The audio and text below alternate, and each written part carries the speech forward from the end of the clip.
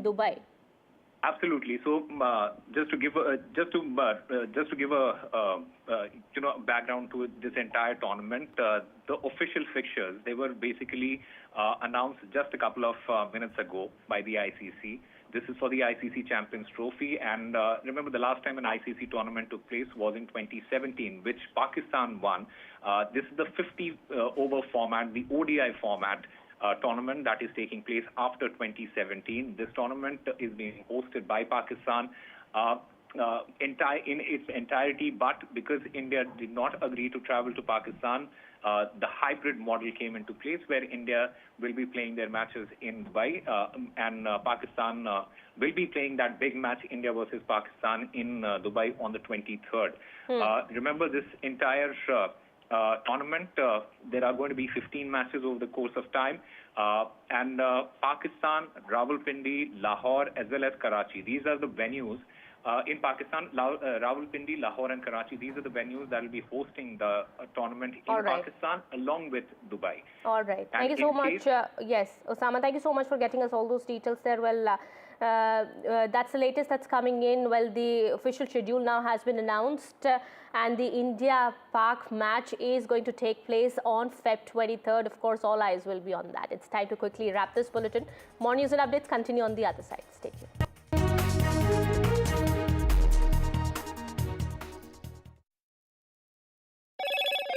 Hello, Moto. Motorola Edge 50 Pro. World's first AI-powered pro-grade camera.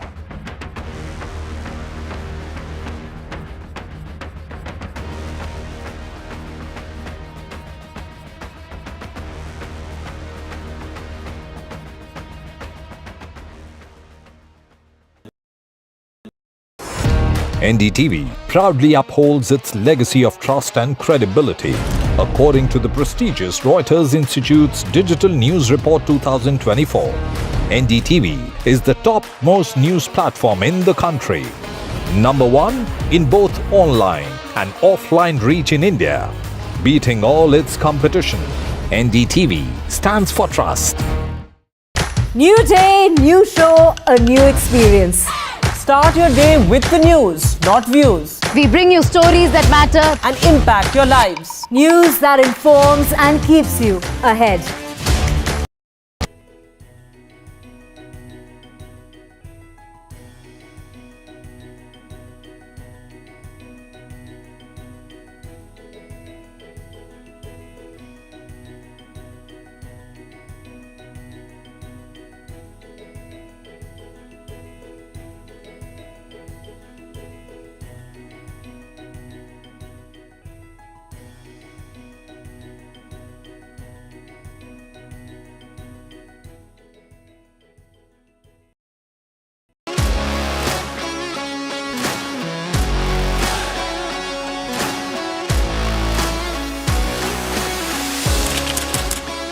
Are able to maintain the democratic fabric and the democratic system.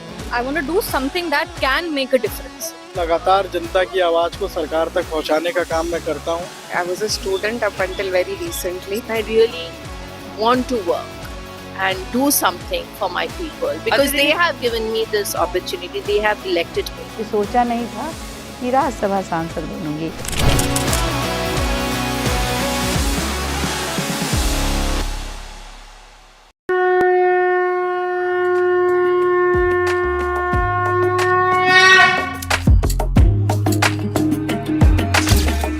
Mahakumbh, the festival of faith, the world's biggest spiritual festival, the divine dip at the spiritual Sangam, a sacred confluence of faith, culture and heritage. NDTV's mega coverage of the Mega Fest. NDTV at Mahakumbh 2025.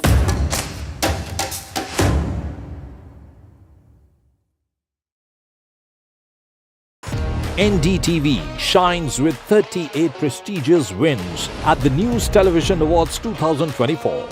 Powerful journalism to cutting-edge digital innovation, production excellence to regional leadership. NDTV sets the benchmark. 38 awards, each a testament to your trust in NDTV.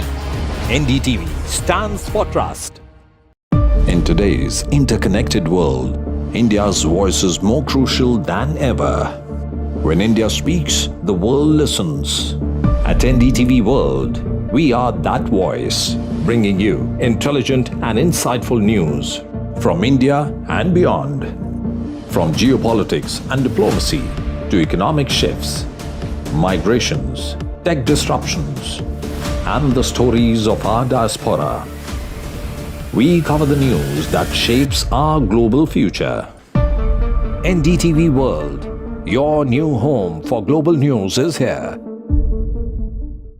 I've been reporting on all issues, big and small, from Andhra Pradesh, Telangana, rest of South India, bringing you all the action, all that you need to know, all that you want to know. The energy of Maximum City is infectious. I bring in that energy in our news coverage from financial capital, Mumbai. Covering from the southernmost part of India over the last 23 years, I bring in-depth and 360-degree coverage from the Dravidian heartland. The land of Mishti is also known for its bitter politics. I have seen much water flow under the Howrah Bridge, covering Bengal in all its vivid colors.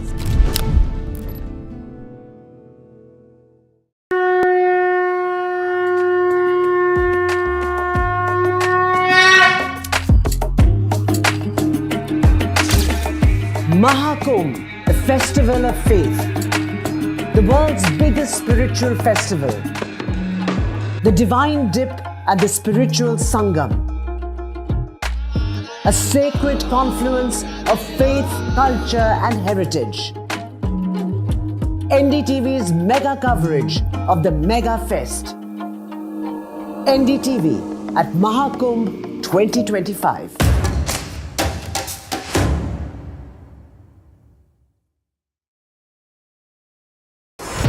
NDTV proudly upholds its legacy of trust and credibility. According to the prestigious Reuters Institute's Digital News Report 2024, NDTV is the top-most news platform in the country. Number one in both online and offline reach in India. Beating all its competition, NDTV stands for trust. New day, new show, a new experience. Start your day with the news, not views. We bring you stories that matter and impact your lives. News that informs and keeps you ahead. from Maximum City, Mumbai, to the seat of governance, Delhi. NDTV brings to you the best breakfast show. The breakfast show only on NDTV 24/7 every morning at 8 a.m.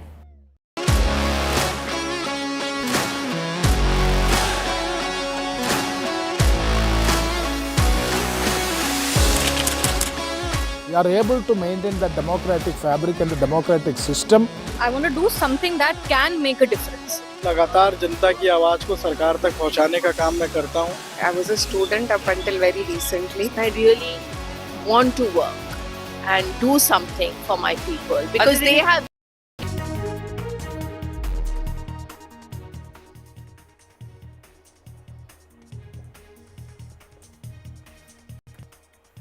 And welcome to NDTV. It's time for news break on the broadcast. I am Ankit Tyagi. Let's quickly take a look at the headlines we're tracking at 6. Actor Allu Arjun questioned for over 4 hours at the police station in Hyderabad in connection with the Stampede death case. Politics speaks over Pushpa Stampede death. BJP BRS call it political vendetta against Allu Arjun. Congress says no witch hunt against the Telugu superstar. Congress has approached the Supreme Court after the centre tweaked an election rule to prevent public inspection of certain electronic documents to prevent their misuse. ICC Champions Trophy 2025 schedule out. India versus Pakistan in Dubai on 23rd Feb. Manu Bhaker reacts to Khel Ratna snub. Manu Bhaker says possible lapse on my part. Our father speak exclusively to NDTV. Hits out at the bureaucrats.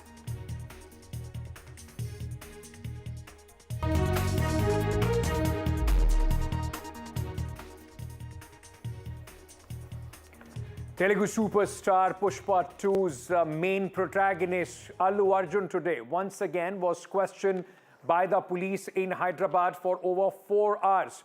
Allu Arjun, in fact, reached the police station at 11 this morning, and then for 4 hours he was questioned by the police. Questions were raised about whether he knew what had happened, and the police in fact says that the questions were necessary part of the investigation which they are conducting in the Stampede case, which happened on December 4th, in which a woman died and her son was left grievously injured, still battling for his life. Now, there is a lot of politics, ladies and gentlemen, being played in the name of Allu Arjun. It is being seen as a straight fight between the Chief Minister, Revanth Reddy. So, a superstar Chief Minister versus superstar of the movies there, Telugu cinema, Allu Arjun. In fact, when the protest broke out outside his residence, both the Congress and the BRS traded charges of the accused being close to each other by sharing photos of the accused, once with Revanth Reddy and then also with KTR. The BJP and BRS have hit out at the Congress party, calling it a witch hunt. On the other hand, the Congress says the rule, in fact, of law is being followed to the T, whether it is Allu Arjun or a common citizen. Revanth Reddy ji किसी को influence नहीं कर रहे। जो law and order का जो issue है, law and order अपने हिसाब से कर रहे हैं। आज भी आप देखेंगे तो अल्लू अर्जुन को बुला के पुलिस स्टेशन में उनके ऊपर इंक्वायरी हो रहा। आज वो लोग बोलने को बड़े बड़े बातें बोलते हैं, ये उनका सोच समझ कर राजनीति करने की कोशिश कर रहे हैं। उनसे ये इस तरह के बातों में तेलंगाना के लोग आने वाले नहीं है। और जो बीजेपी और बीआरएस का जो गठबंधन है, ये पूरा एपिसोड में मालूम पड़ रहा है कि दोनों भी किस तरह से डिफेंस करने के, मतलब साथ में मिलके एक सिचुएशन को डिफेंस करने का कोशिश कर रहे हैं। The way that the Chief Minister of Telangana, this gentleman Revanth Reddy, and working with this rabble-rousing MLA called Akbaruddin Owaisi are targeting a movie star seems to me something that is suspicious, something that has an ulterior motive. These politicians have made it a business. Many politicians have made it a business of extortions and putting these kinds of pressures on people.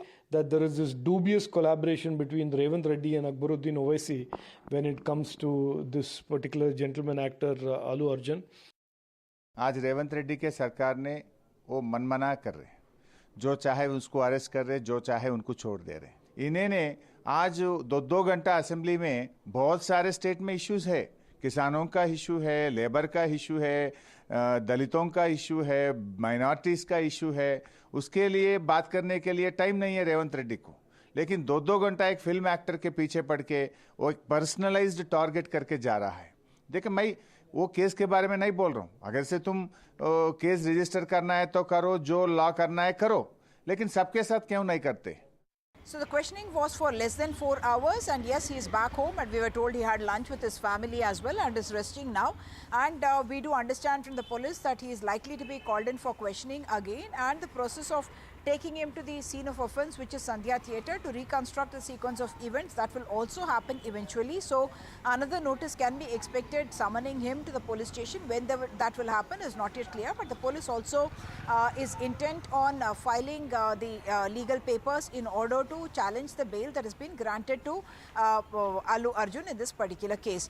So 3 things that I must point out in this context is that one, Allu Arjun and his lawyer Ashok Reddy were the only 2 people present from Allu Arjun's side when the questioning was done by the investigators. What we do presume, because whatever is being floated around saying that these are the questions asked, that would be in the area of conjecture. And I would tell you that if the sequence of events is being reconstructed the way Allu Arjun has spoken in the public domain, the critical questions that were asked of him would be, did he at all know that permission had been denied for his arrival at the theatre to watch the premiere show along with the heroine of the film Rashmika Mandana and his family members and also the production unit.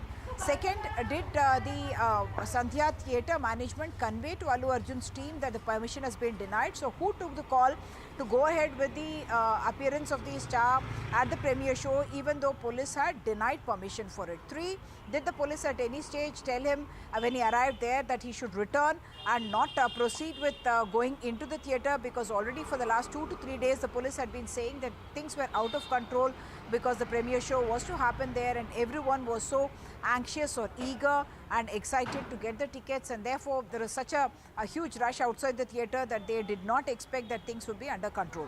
The fourth question to ask is whether Allu Arjun was actually approached by any policeman to leave the venue, because he has specifically said that only his own managers had approached him to say that because things are getting out of control he must leave. And he has also said that he knew about the death of the woman Revati only the next morning, whereas the police seemed to suggest that even though they had conveyed to him about the death, he had continued to stay there. That is something that's been denied by Allu Arjun. So all these are questions that are asked, and Allu Arjun for the first time, should I say, getting an opportunity to present his version of the story to the investigators, because so far the police has spoken, the Chief Minister has spoken, Allu Arjun has spoken, and several other political voices and film personalities have spoken. But what is the sequence of events as it unfolded according to Allu Arjun? That is something that was recorded as part of the statement today that the police took from Allu Arjun, and we can expect more on that front once again. All this, even as the Chief Minister has very strictly told the spokespersons not to speak about this issue anymore. So what it means is that the government also from its part does not want to escalate matters, and Allu Arjun's close team has also told us that today's meeting or today's questioning went off in very cordial terms, in a cordial atmosphere, and therefore the actor also felt comfortable answering those questions. Back to you. So Allu Arjun now, in fact, in the movie there is a confrontation between the Chief Minister, fictitious confrontation, but in real life this is very different from how it happens in the films. Let's move on to the other big story that we are tracking at this moment. India's ace shooter Manu Bhaker, who made history in 2024 Paris Olympics by winning 2 bronze medals, failed to make it in the 30-name shortlist for the nominees of the prestigious Major Dhyan Chand Khel Ratna Awards. Now, Manu Bhaker has reacted to the ongoing controversy over this and has stated there might be lapses on her part while filing the nomination. She has also added winning awards are not her goal. Right, let me now at this moment, in fact, ladies and gentlemen, go across and bring in live at this moment. We are being joined by Manu Bhaker's father, who is, in fact, though he's traveling, as Manu Bhaker is also traveling for her, training. He's joining us at this moment. Mr. Bhaker, thank you so much, sir, for speaking to us and, speaking to us on phone line at such short notice. सबसे पहले मैं आपसे पूछना चाहता हूं, ये जो list में उनका नाम नहीं है खेल रत्न का, देश का सबसे बड़ा अवार्ड है, मनु बाकर, आपको लग रहा था कि कम से कम उन्हें इस बार खेल रत्न अवार्ड जरूर मिलेगा, निराश है इससे? देखिए, नॉमिनेशन रिकमेंडेशन तो इंडिविजुअल के ऊपर होती है कि वहां पे ना 12 लोग थे, एक रिटायर्ड जज था, एक दो तीन ब्यूरोक्रेट थे, तो रिकमेंड करना ना करना तो उनका पर्सनल इश्यू है, पर्सनल विषय है कि वो किसी को रिकमेंड करें। बहुत से कुछ खिलाड़ी भी थे जो बिल्कुल चुप बैठे थे, कोई खिलाड़ी बोल भी रहा था, कोई किसी को रिकमेंड कर रहा था, लेकिन दुर्भाग्य ये है कि उस पर डिस्कस नहीं हुआ। अवार्ड कहीं नहीं जाएगा, अवार्ड तो मिलेगा, लेकिन पॉइंट ये है कि उस पर डिस्कस नहीं हुआ। और ये कह के ब्यूरोक्रेट्स को ये कह के बंद कराना, ब्यूरोक्रेट्स वहां पे या तो होने ही नहीं चाहिए उस मीटिंग में, वहां पे खेल की हस्ती होनी चाहिए। जज ब्यूरोक्रेट्स ये क्यों होनी चाहिए वहां पे? अरे आप किसी ने जज ने आपको वो कर दिया, उसको वो करने के लिए खेल में डाल दोगे, क्यों भाई? खिलाड़ी कम है क्या देश में? बहुत खिलाड़ी है जो डेकोरेटेड है, अंजलि भागवत है, अभिनव बिंद्रा है, पीटी उषा है, बहुत खिलाड़ी है। तो जो बड़े जिन्होंने मेडल जीते हुए हैं, ओलंपिक मेडल जीते हुए हैं। पर रामकिशन जी, क्योंकि जैसे आपने बताया कि वो ढंग से अपना केस को रिप्रेजेंट नहीं कर पाए, मनु ने भी अपना एक पोस्ट डाला है, उसमें उन्होंने कहा है कि कुछ लैप्सेस रह गए, तो क्या कमी रह गई सर? वो इसलिए कहा कि उसने उसको गोल्ड लाने भेजा था, वो ब्रॉन्ज लेके आई है, तो गलती है ना। वो गोल्ड लेने के लिए बोला था कि गोल्ड आना है, तो ब्रॉन्ज रह गया, तो अगली बार गोल्ड करनी चाहिए। लेकिन गोल्ड तो नहीं जीत पाए, लेकिन उसके बाद भी इतिहास उन्होंने रचा। पहली महिला खिलाड़ी हैं, देश की पहली एथलीट है जिन्होंने एक ही ओलंपिक में 2 मेडल जीते हैं। तो ये कोई नौकरी थोड़ी है कि कोई आवेदन करेगा, ये तो कंट्रोवर्सी जानबूझ के कराई गई है। ये कोई नौकरी थोड़ी है कि भाई आप आवेदन करोगे, आप किसान होंगे, आप हस्ताक्षर होंगे। ये आपको अवार्ड दिया जा रहा है सरकार की तरफ से, जिसमें कोई नॉमिनेशन का तो नाम ही नहीं होना चाहिए। और नॉमिनेशन तो पिछले 4 साल से मैं देख रहा, हर बार भर रही थी, पापा भर तो देती हूँ, देखते हैं, पापा भर तो देती हूँ, देखते हैं दे कि ना दे। मैं कहा बेटा जब तक कुछ बड़ा करो ये अपने आप मिल जाएगा, हम तो ये कहते थे। रामकृष्ण जी, मैं आपसे ये भी सवाल पूछना चाहूंगा, मनु भाकर के जो कोच हैं जसपाल राणा साहब, उन्होंने भी कहा कि ये बड़ा डीमोटिवेटिंग है और इस तरह के जो खिलाड़ी जो इतना बड़ा अचीवमेंट करते हैं उन्हें तो ऑटोमेटिकली नॉमिनेट कर देना चाहिए, उन्हें ऑटोमेटिकली अवार्ड मिलना चाहिए। बिल्कुल सही कह रहे हैं वो, और ये बात तो बिल्कुल सही है। और ऊपर से क्या है कि Olympic medallist, not only Manu, Olympic medallist सबको खेल रत्न का सीधा डायरेक्टली अवार्ड होना चाहिए कि भाई ओलंपिक मेडल जीतने बड़ा मेडल है देश के लिए, और उसको खेल रत्न दिया जाना चाहिए। कितने खिलाड़ी हैं जो ओलंपिक में अभी मेडल नहीं लेके, और वो इसमें उसको खेल रत्न भी मिला हुआ, और ऊपर से वो इस कमेटी के मेंबर भी बने हुए हैं। बताओ, उनको भी दिया हुआ है, तो कम से कम उनको तो दो जो अचीव करते हैं। उनके अलावा आपकी अनुकंपा है, आपके अपने पर्सनल खिलाड़ी, उनको और दे दो, कोई इश्यू नहीं है। या लगे कि यार दुर्भाग्यपूर्ण था उनसे ओलंपिक मेडल नहीं आया, लेकिन एशियाड में जीता हुआ है, या कॉमनवेल्थ में जीता हुआ है, या और बड़े प्लेटफॉर्म में जीता हुआ है, वर्ल्ड यूनिवर्सिटी जीता हुआ है, 2 कम से इतने बड़े तो मत करो जो मेडल बहुत जी। सर, मैं एक सवाल आपसे जाने से पहले और पूछना चाहूंगा रामकृष्ण जी, बड़ी कंट्रोवर्सी उठ रही है और ये भी बार बार कहा जा रहा है कि क्योंकि मनु भाकर बहुत देखी गई, आप लोग राहुल गांधी से मिले, दीपेंद्र हुड्डा के साथ बहुत देखे गए, उसका आपको कहीं लगता है कुछ रिएक्शन है, कहीं लगता है पॉलिटिकली मोटिवेटेड है उनका नाम ना होना? दीपेंद्र हुड्डा, राहुल गांधी या सोनिया गांधी या पोजीशन, मैं तो एक ही चीज कहूंगा, इस अवार्ड से कोई संबंध नहीं है। तो ये था कि अवार्ड जीत, मान लिया मेडल जीत के है, उससे प्यार से रिस्पेक्ट, और बहुत लोगों ने उनके साथ में उनको लंच पे, डिनर पे, ब्रेकफास्ट बुलाया है, उनको कुछ भेंट दी है, कुछ उनके साथ फोटो खिंचाए हैं। तो वो एक देशवासियों की तरह प्रेम था, और ये इससे कोई होता है क्या है कि कुछ बाबू लोगों को सरकार की इमेज खराब करने में मजा आता है, वो कर गए बस। सर, बहुत बहुत शुक्रिया हमसे बात करने के लिए, जुड़ने के लिए। That was Ramkrishna Bhaker, father of Manu Bhaker, hitting out at the bureaucrats and saying that it is them who has spoiled the image of the government by not including Manu Bhaker as far as the list of the nominees for the Khel Ratna Award is concerned, also saying that Olympians like her, achievers like her, double medal winner in one Olympic, should automatically get the Khel Ratna Award. Thank you for joining us with all those details. Moving on, ladies and gentlemen, and to the other big story that we are tracking at this moment, the schedule for the Champions Trophy 2025 is out, and the most watched match, India versus Pakistan, the date is now out, 23rd Feb.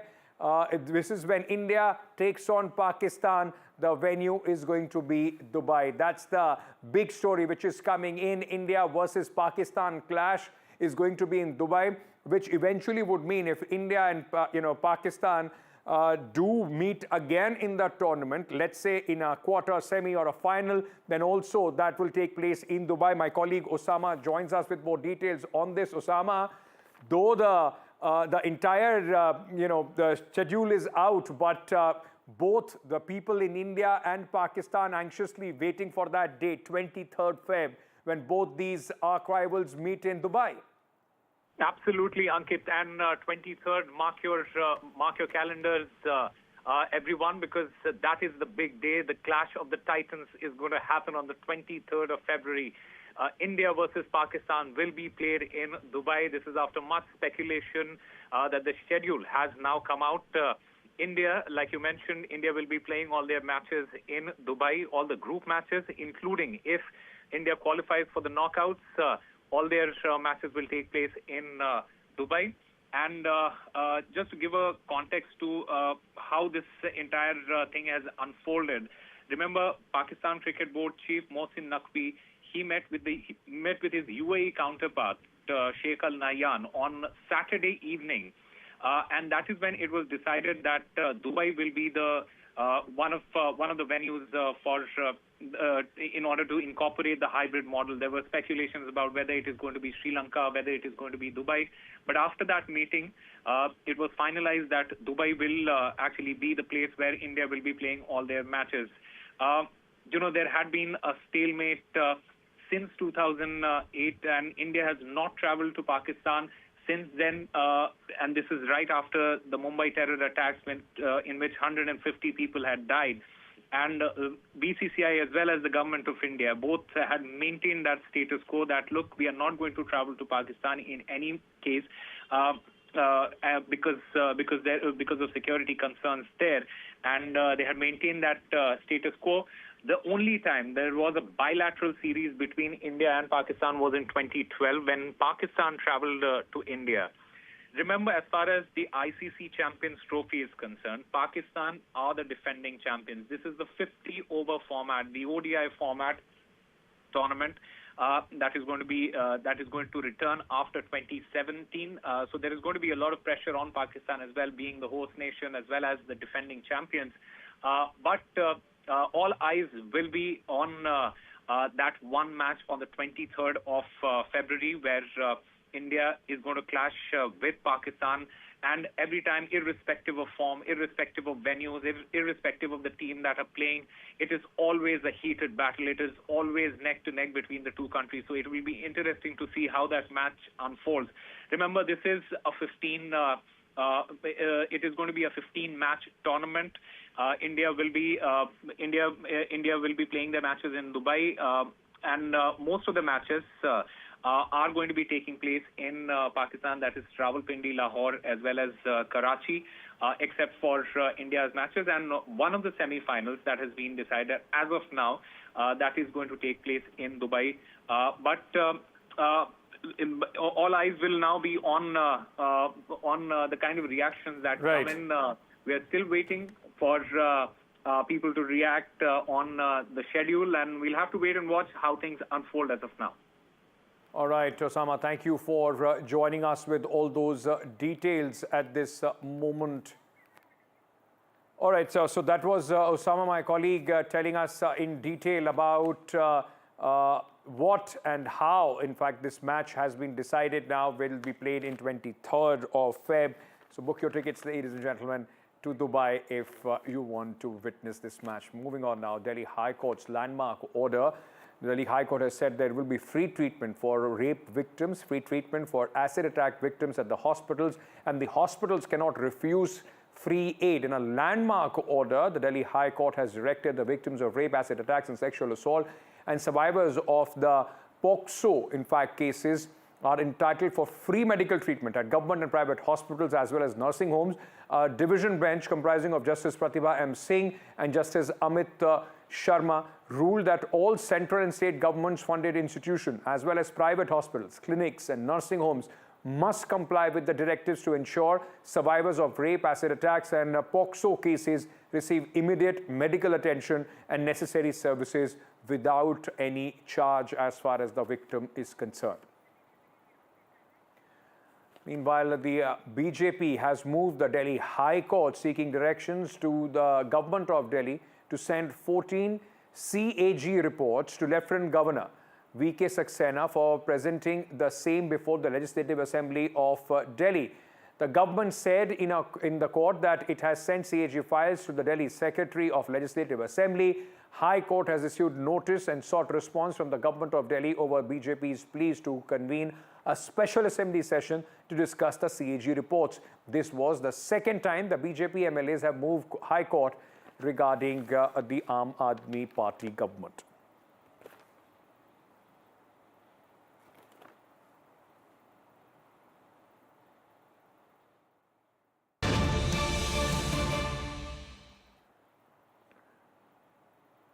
All right, some breaking news coming in at this moment, ladies and gentlemen. What we are getting to know at this moment is that there is a massive technical glitch which is being reported in the United States of America. All American airlines at this moment, what we know, are at this moment grounded. Flights have been grounded due to a technical glitch.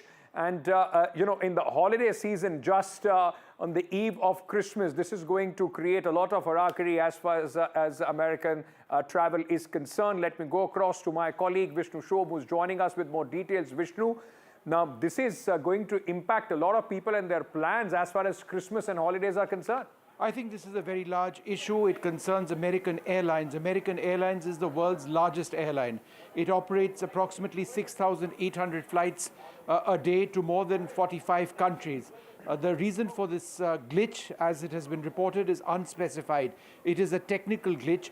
It was reported by American Airlines to the US regulator, the FAA, the Federal Aviation Administration, and on the basis of an FAA agreement with with the American Airlines request, all flights of American Airlines have been grounded.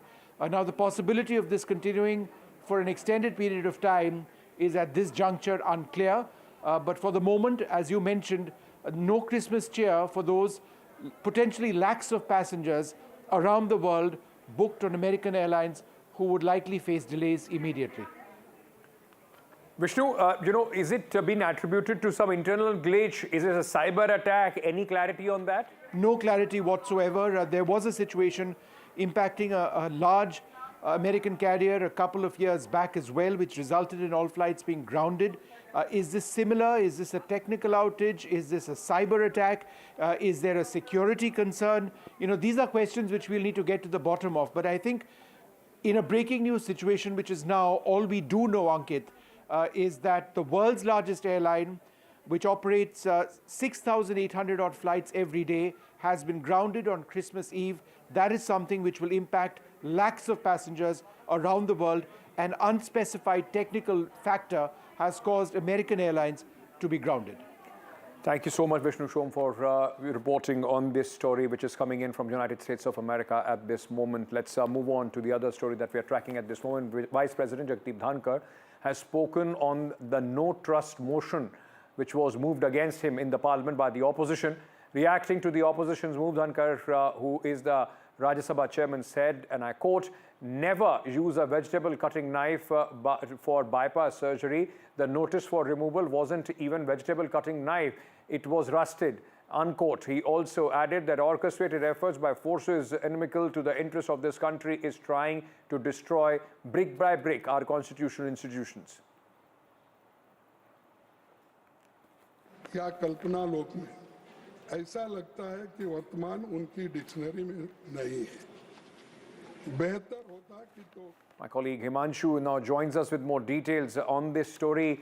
Himanshu, the Vice President remains defiant, also hits back at the opposition.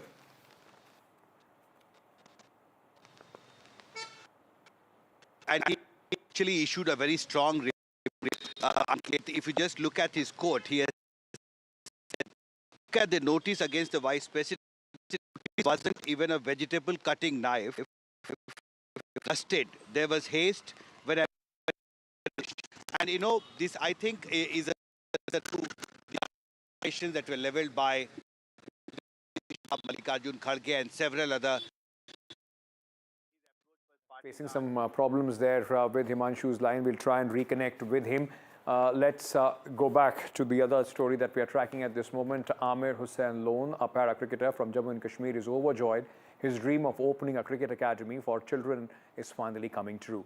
This has been made possible with the support of the Adani Group. Earlier this year, Adani Group Chairman Gautam Adani saluted his never-give-up spirit in a post on X, formerly Twitter.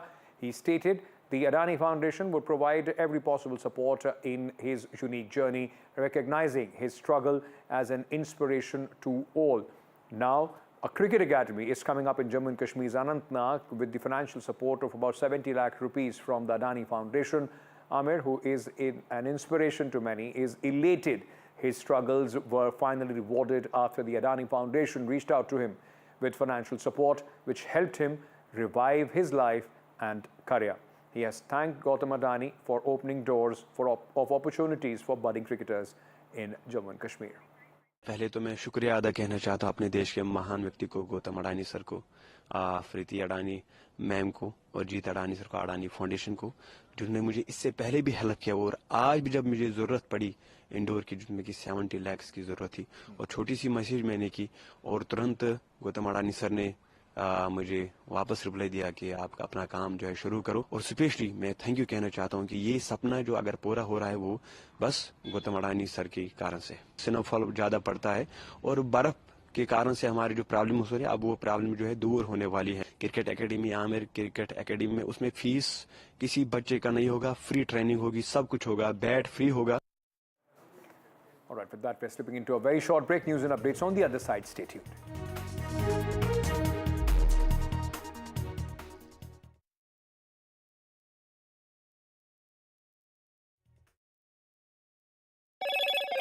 Hello, Moto.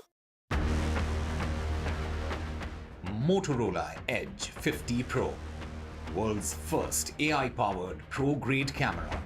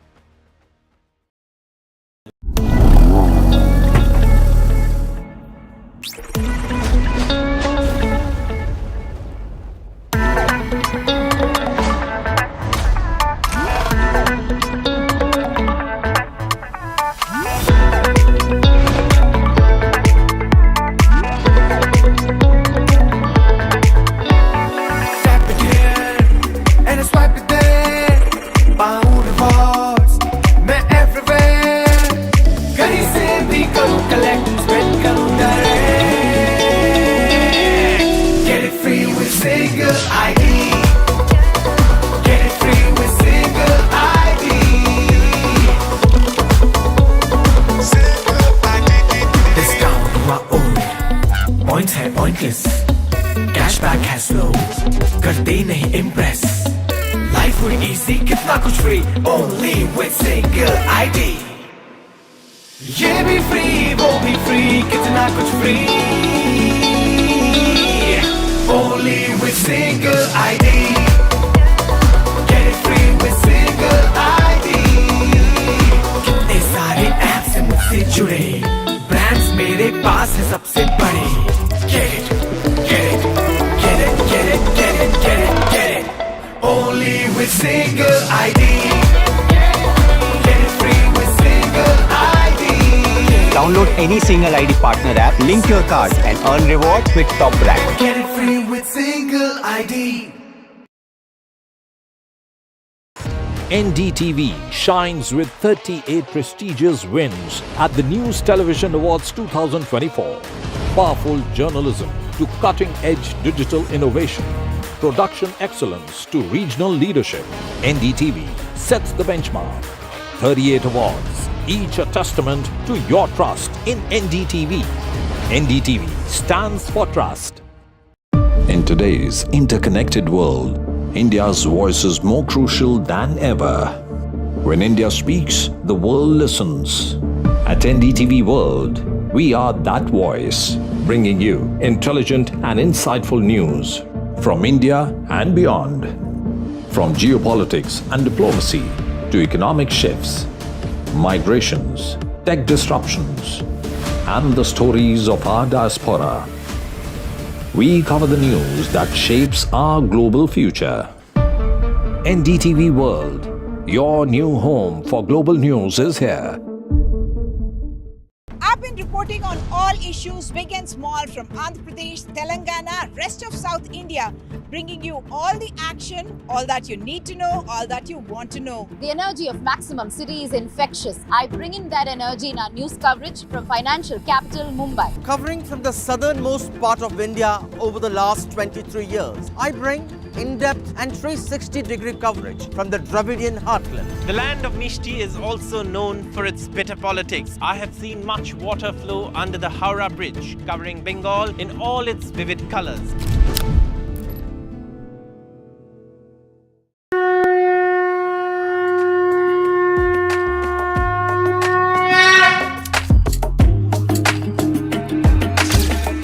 Mahakumbh, a festival of faith, the world's biggest spiritual festival, the divine dip at the spiritual Sangam, a sacred confluence of faith, culture and heritage. NDTV's mega coverage of the Mega Fest. NDTV at Mahakumbh 2025.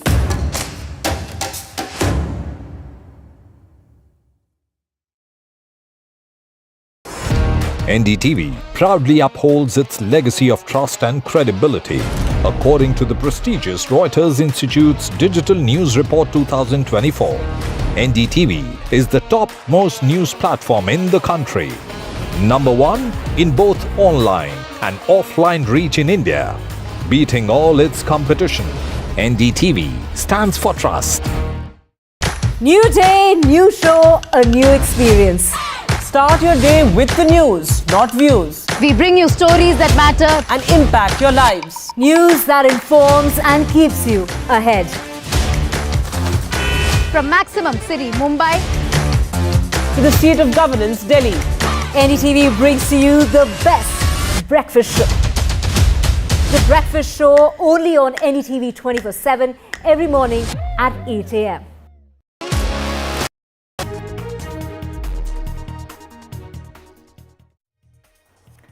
Welcome back, ladies and gentlemen. Time for our section on MPs. Meet your MPs. And this time my colleague Aishwarya caught up with Ernakulam MP from Kerala, this member of parliament from the Congress party. Hebe George, in fact, Eden, it represents the Ernakulam constituency. He spoke to my colleague about, just not politics and also about his life.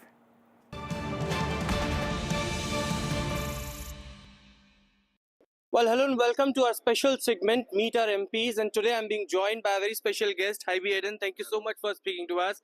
He's a member of parliament from Ernakulam, Kerala, from the Congress party. Hebe, so in this segment, we get to know about our MPs, how their political journey started and how they've reached to New Delhi, to this parliament complex. Please tell us about yourself. How did it all started? From where it came into your mind that I want to join politics and I want to reach the parliament? First of all, thank you for having me on the show. I always wanted to speak something beyond politics, and I've always been a student activist all my life. I started my journey in the Kerala Students' Union. I've contested many a times in my college union. I was a district president, state president of Kerala Students' Union, and the national president of the National Students' Union of India, NSUI. So from 2008 to 11, I was in Delhi. I was heading the student organization of Congress. I traveled across. I was very fortunate to be a part of the team of Rahul Gandhi when he was the General Secretary. So we did the organizational elections across the country for the NSUI in every state. Later, in 11, I had an opportunity to contest in my assembly. In 11 and 16, I was elected in the Kerala Legislative Assembly. After which in 19 and 24, I was fortunate to get a ticket from Ernakulam and come here. Many of the young politicians, when I've been speaking to them, they said that they had some political leaning or political background. Did you have any political background in your... I have a political background. My father was in politics. I was a member of parliament, but he passed away when I was in my college, when I was 19. And I was there always in politics, in student politics, as I said. And the culture of student politics is extremely different in Kerala and West Bengal. So student movements have a lot of importance. and we always have a student turf when it is into agitations or creative interventions. Kerala government itself has a huge history of student politics. Vailara Viji, A.K. Antony ji, all were the founders of the Kerala Students' Union. So it's a very historical organization. I was very fortunate enough to be a part of, to become the president when we celebrated our Golden Jubilee, the 50th year of KS. So a person like me, the youngest MLA in 2011, I was 27 when I got elected to the House in the state. Both are two extremely different platforms. This is a much bigger platform. We get to understand my friends from across the country. And it's a much larger platform. Being a young MP, we've seen a lot of young MPs in this parliament as well. But how life changes when you are a member of parliament representing lakhs of people out there. Did the life change from being a student leader to now being a member of parliament? There are many changes. Yeah. Student leader is extremely different. Being an MLA is extremely different. Being an MP is extremely different. So MLA is in a very small place, very effective, very coordinated, very inside the constituency. MP is everywhere, but sometimes you don't feel that sometimes you feel that you are even powerless. But it is the kind of activities you do, it's the kind of involvement you do, the way you nurse your constituents. And again, your people in a state like Kerala where people are educated, who knows the laws of the land, they expect your voice to be heard, taking out their problems. Being vocal, and again the party gives you a lot of responsibilities. You see every day we shouting slogans and taking up issues. So the party expects a lot, people expects a lot.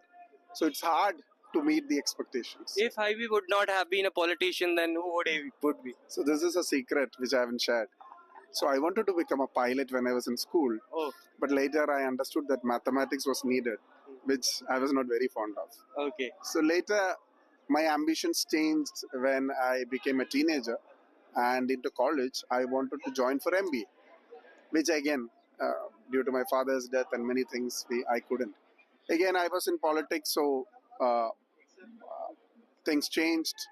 After graduation, I joined for law, and things had pretty much changed because I became the district president of the Ernakulam Kerala Students' Union. So I was involved there. Again, moved to Trivandrum, moved to Delhi. So life took a turn. Let's also talk about your constituency, Ernakulam. It's a beautiful place in Kerala. What's your vision for Ernakulam in next 5 years? What do you want to see making a change in your constituency? Ernakulam is a very beautiful constituency, like you said. It's a port city historically. We have one of the biggest shipyards in the country, which built the INS Vikrant. We have a huge coastal line. Again, fishermen has a lot of issues related to that I'm working on. It's an urban constituency. We have the metro rail, only metro rail in the state. So urban plus coastal plus part of rural, farmers, weaving, hand weavers. So it's a blend of culture and modern amenities. So like every modern city, Kochi has its own problems. Environmentally, we have a lot of challenges because it's 1 meter below sea level. And as a young parliamentarian, I've taken many issues related to climate change, related to the expansion, development of my constituency. Infrastructure, of course. Railway is a major priority, national highways again. And apart from that, I have a reach out program which take care of health and education for students and underprivileged. Okay. So we did a program called A-Auto, which is a very famous Malayalam movie. So we had 1,000 of my auto rickshaw drivers who took part in a wellness camp. Okay. So I have every year I have a super specialty medical camp. I did one of the biggest menstrual hygiene drives, which was called the Cup of Life, which entered into the Guinness Book of World Records. Okay. It was covered by BBC, all the major channels. So this is another part of my constituency. This is something which gives me more happiness. And that one thing that gives you a kick as far as being a member of parliament representing lakhs of people of Ernakulam who voted for you, what is that one thing that literally gives you that, I want to do this? See, whatever highways or railways or networks of roads, whatever you do, I think every parliamentarian can do that. Sometimes it might take a little more time, but it will be done in a course of time. But for me, when a person who's not privileged to get something, who did a heart surgery, where an autistic kids get the medicine, or like I said, cup of life, it's a double-edged sword. When somebody like me take up some menstrual behavioral change issue, sometimes it backfires, but it's the courage and confidence you have in your people to take up such issues. Such things won't be taken up by any other member of parliament or a people's representative. So I always find happiness in apart from the big projects or the infrastructure. It's a kind of happiness index ratio I'm looking upon, or kind of sustainability and inclusivity I'm looking upon in developmental activities. I will last one thing that I want to ask you before I end this segment. When you enter this parliament complex, what changes? It's a kind of gratitude. It's a kind of satisfaction. There are lakhs and lakhs of workers, party workers, who have worked for the party tirelessly, who are much more capable than me. But fortunately, I am the one who has been selected by the party, who have given me multiple opportunities to represent in the state and in the country. So this is a very a moment of gratitude for somebody like me can reach here. There are many people who haven't achieved anything in their 40, 50 years of life. So I think that this is a very important platform where I shouldn't be failing my constituents. Beyond politics, what's next? Something else you want to do, or any thoughts by next 10 years, 5 years, 25 years down the line? I want to spend more time with my family. I would like to travel across. I would like to do something very adventurous. Would like to play, like to be part of games. So ambition, bucket list is on. Thank you so much for speaking to us. That was Haibi Eden speaking to NDTV and our special segment, Meet Our MPs. Thank you for watching.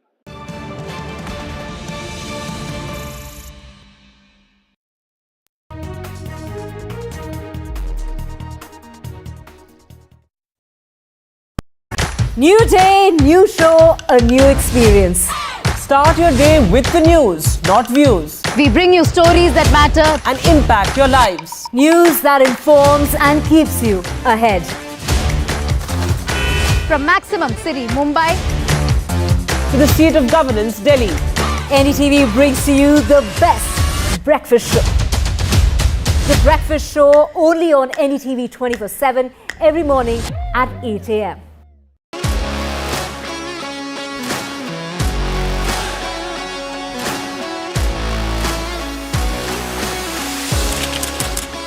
We are able to maintain the democratic fabric and the democratic system. I want to do something that can make a difference. लगातार जनता की आवाज को सरकार तक पहुंचाने का काम मैं करता हूं. I was a student up until very recently. I really want to work and do something for my people because they have given me this opportunity. They have elected me. सोचा नहीं था कि राज्यसभा सांसद बनूंगी.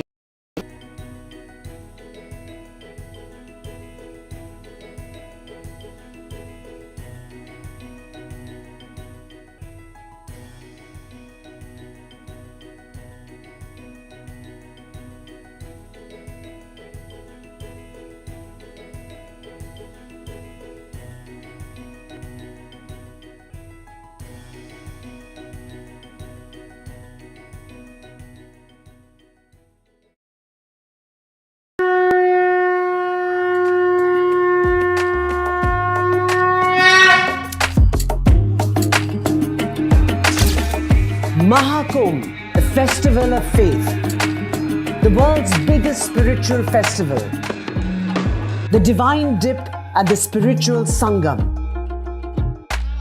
a sacred confluence of faith, culture and heritage. NDTV's mega coverage of the Mega Fest. NDTV at Mahakumbh 2025.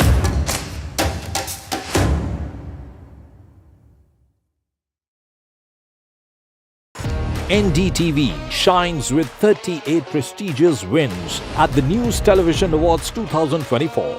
Powerful journalism to cutting-edge digital innovation. Production excellence to regional leadership. NDTV sets the benchmark. 38 awards, each a testament to your trust in NDTV. NDTV stands for trust. In today's interconnected world, India's voice is more crucial than ever. When India speaks, the world listens. At NDTV World, we are that voice, bringing you intelligent and insightful news from India and beyond. From geopolitics and diplomacy to economic shifts, migrations, tech disruptions, and the stories of our diaspora. We cover the news that shapes our global future. NDTV World, your new home for global news, is here. I've been reporting on all issues, big and small, from Andhra Pradesh, Telangana, rest of South India, bringing you all the action, all that you need to know, all that you want to know. The energy of Maximum City is infectious. I bring in that energy in our news coverage from financial capital Mumbai. Covering from the southernmost part of India over the last 23 years, I bring in-depth and 360-degree coverage from the Dravidian heartland.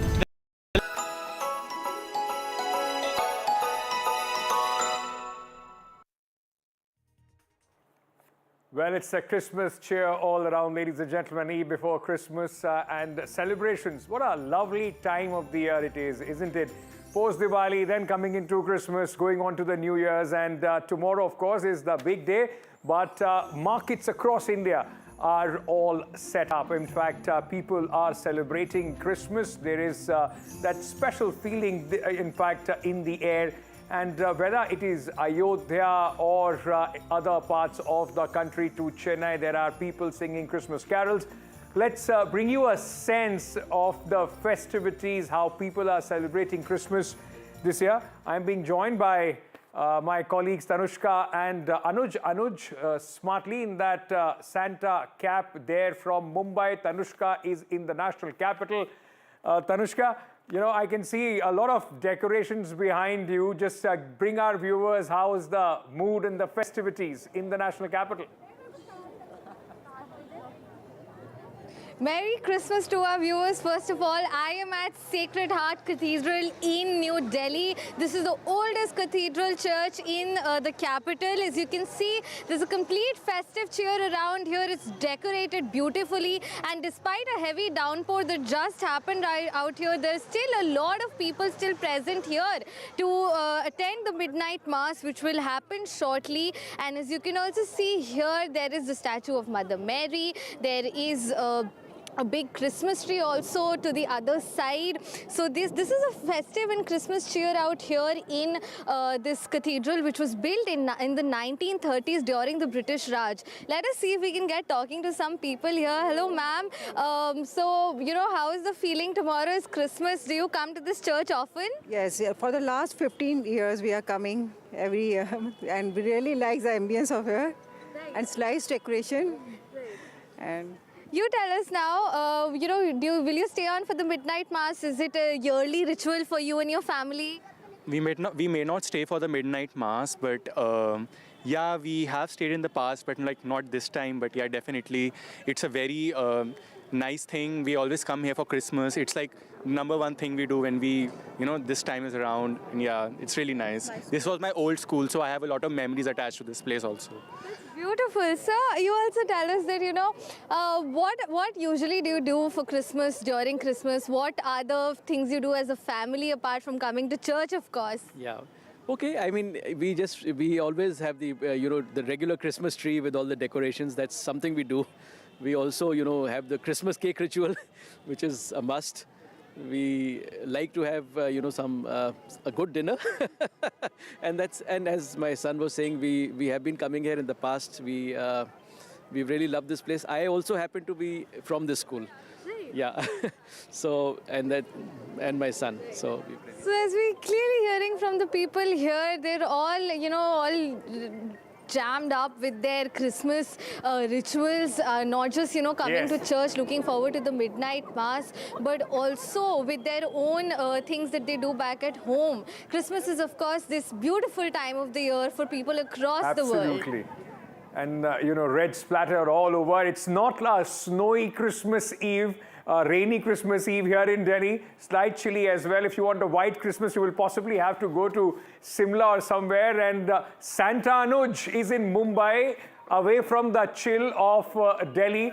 And it's all lights and color behind you, Anuj. Fantastic visuals. It's very pleasant out here in Bandra. This is the Mount Mary Church, and I'll just ask my friend Yash to pan and show you this entire place. Now, this is one of the oldest churches here in Mumbai city, and it is known, it is famous for various reasons. Firstly, because it is located on this beautiful hill in the Bandra West region, very close to, Bandstand, and just behind Shah Rukh Khan's bungalow here, which is why it provides a very good opportunity for the tourists to come and have a good time as well.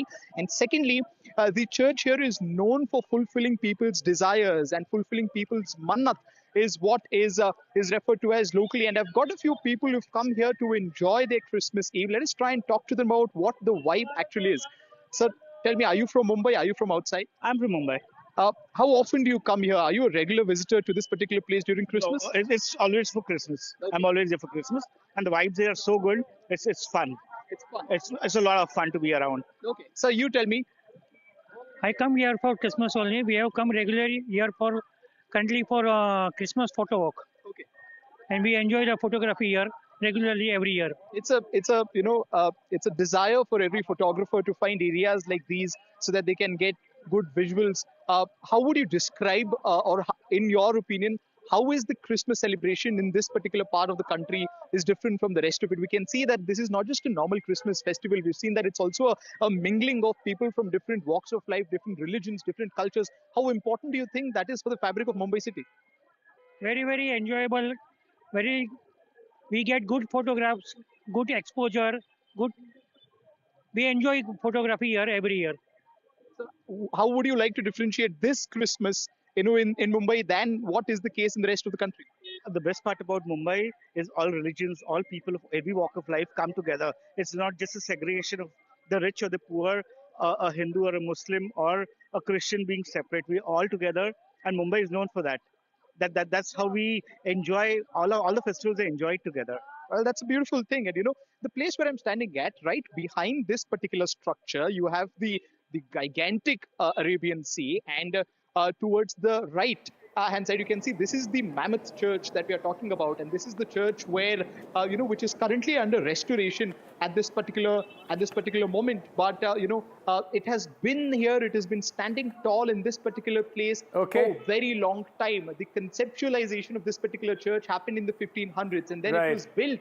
And around 1640, of course, it was destroyed by invaders in the 18th century. But then the locals here, they came together to make sure that the cultural symbolism of this particular place through this church is kept alive. And till date, we can see that hundreds, if not thousands of people come to this particular place on Christmas Eve, of course, tomorrow as well, until the 31st of this month, where we can see celebratory vibes across this particular street on the occasion of Christmas and New Year. It's absolutely fantastic atmosphere where you guys are. Merry Christmas to both of you, and thank you for bringing us that report. Let me end by saying, ladies and gentlemen, Merry Christmas. And as the message on the church was, peace on earth is what all of us would be hoping for. That's all the time that we have in this edition. Thank you so much for being with us.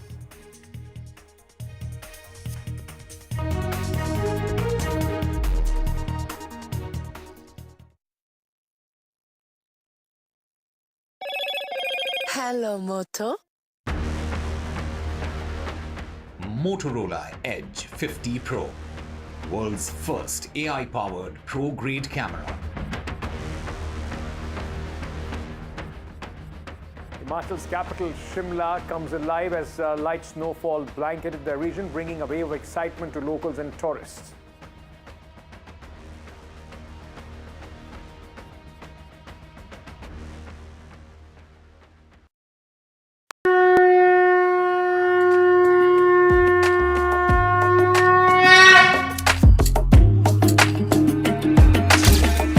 Mahakumbh, the festival of faith, the world's biggest spiritual festival, the divine dip at the spiritual Sangam,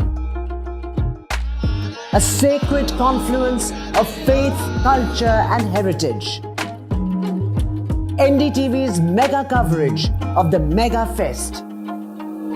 NDTV at Mahakumbh 2025.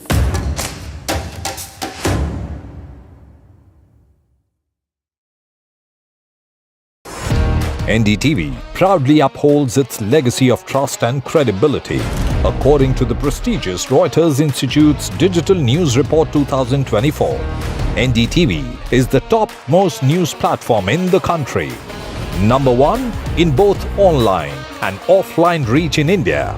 Beating all its competition, NDTV stands for trust. New day, new show, a new experience. Start your day with the news, not views. We bring you stories that matter and impact your lives. News that informs and keeps you ahead. from Maximum City, Mumbai, to the seat of governance, Delhi. NDTV brings to you the best breakfast show.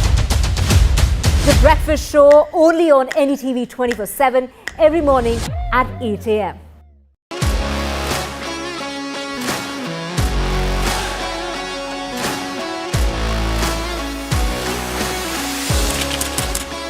We are able to maintain the democratic fabric and the democratic system. I want to do something that can make a difference. लगातार जनता की आवाज को सरकार तक पहुंचाने का काम मैं करता हूं. I was a student up until very recently. I really want to work and do something for my people because they have given me this opportunity. They have elected me. सोचा नहीं था कि राज्यसभा सांसद बनूंगी.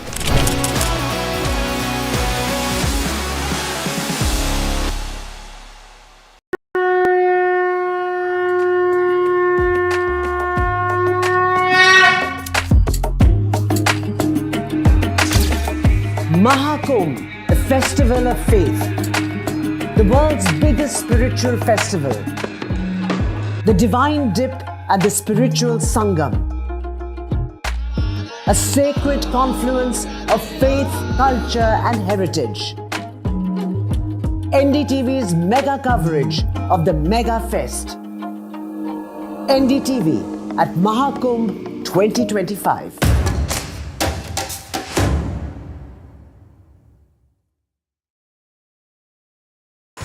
NDTV shines with 38 prestigious wins at the News Television Awards 2024. Powerful journalism to cutting-edge digital innovation, production excellence to regional leadership. NDTV sets the benchmark. 38 awards, each a testament to your trust in NDTV. NDTV stands for trust. In today's interconnected world, India's voice is more crucial than ever. When India speaks, the world listens. At NDTV World, we are that voice, bringing you intelligent and insightful news from India and beyond. From geopolitics and diplomacy to economic shifts, migrations, tech disruptions, and the stories of our diaspora. We cover the news that shapes our global future. NDTV World, your new home for global news is here. I've been reporting on all issues, big and small, from Andhra Pradesh, Telangana, rest of South India, bringing you all the action, all that you need to know, all that you want to know. The energy of Maximum City is infectious. I bring in that energy in our news coverage from financial capital, Mumbai. Covering from the southernmost part of India over the last 23 years, I bring in-depth and 360-degree coverage from the Dravidian heartland. The land of Mishti is also known for its bitter politics. I have seen much water flow under the Howrah Bridge, covering Bengal in all its vivid colors.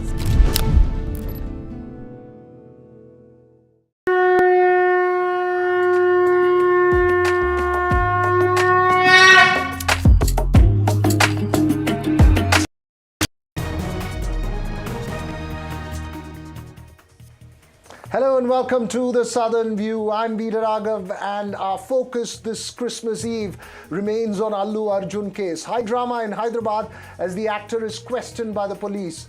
A special panel up ahead to discuss the issue, whether it's an ego clash, what's the politics behind it. But first, the headlines we're tracking this hour. Nearly 1,300 crores reported lost to cyber fraudsters in the last year in the city, says the Bengaluru police. A meager 10% has been recovered. The latest victim is a techie who lost nearly 12 crores. People need to know there's nothing called digital arrest and shouldn't fall for such scams, is a desperate appeal from the police.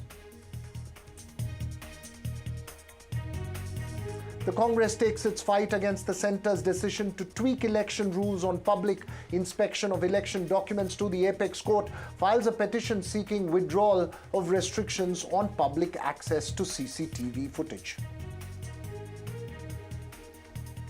The world's largest airlines, American Airlines flights, were grounded briefly due to unspecified technical reasons on Christmas Eve. Nationwide ground stop has been lifted now, but there were delays that were caused because of it.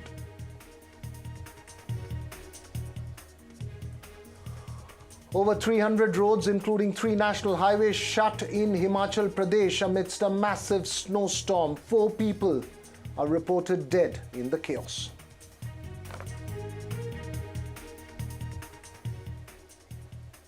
But first, this evening, the action around Allu Arjun refuses to die out, both with the Hyderabad police on the one side, which questioned the star today, and at the box office with Pushpa 2 continuing to rake in the money. The fierce debate, though, is over the Stampede case in which the actor was questioned for over 4 hours today. Remember the Stampede in Sandhya Theatre on the 5th of December that led to the death of 39-year-old Revati and her 8-year-old son Shritesh with life-threatening injuries, who's recovering from those.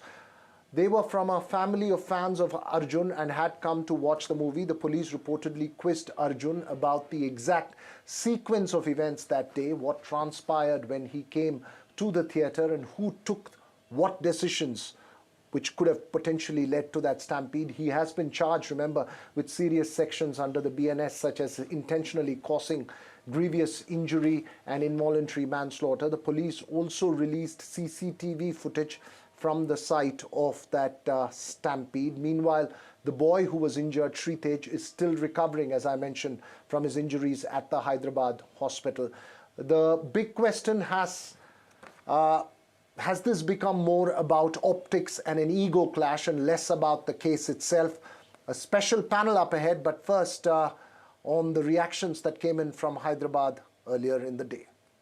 Revanth Reddy ji किसी को influence नहीं कर रहे, जो law and order का जो issue है law and order अपने हिसाब से कर रहे हैं। आज भी आप देखेंगे तो अल्लू अर्जुन को बुला के पुलिस स्टेशन में उनके ऊपर इंक्वायरी हो रहा। आज वो लोग बोलने को बड़े बड़े बातें बोलते हैं, ये उनका सोच समझ कर राजनीति करने की कोशिश कर रहे हैं। उनसे ये इस तरह के बातों में तेलंगाना के लोग आने वाले नहीं है। और जो बीजेपी और बीआरएस का जो गठबंधन है, ये पूरा एपिसोड में मालूम पड़ रहा है कि दोनों भी किस तरह से डिफेंस करने के मतलब साथ में मिलके एक सिचुएशन को डिफेंस करने का कोशिश कर रहे हैं। I think he's trying to compete who's the superstar in Telangana. He's trying to show that he's a superstar than Allu Arjun. If Mr. Revanth Reddy thinks he's a superstar, right now also he's acting in Congress party. Congress is making pictures after pictures. He's the main actor in Telangana.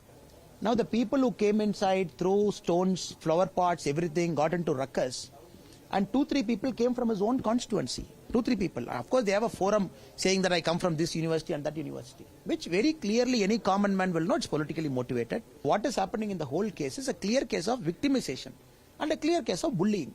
Is Allu Arjun had an intention when he come to the theatre that somebody will die? Did Allu Arjun had a motive somebody will die? Did Allu Arjun knew for a fact somebody will die?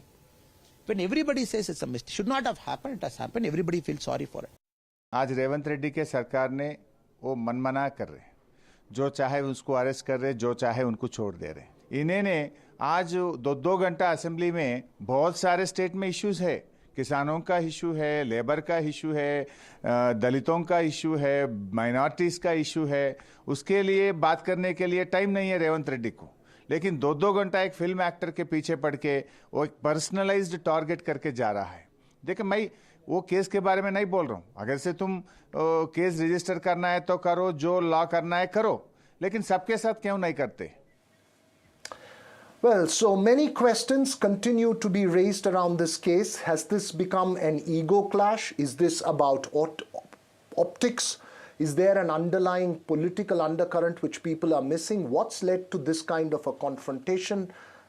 Also, the important question of the accountability of stars as well as the governments in preventing such stampedes, which is common on first day, first show. So several questions here. We have a special panel lined up, including with my colleague Uma Sudhir, who will again do a special discussion 7:30 to 8. She's joining us live from outside the Sandhya Theatre.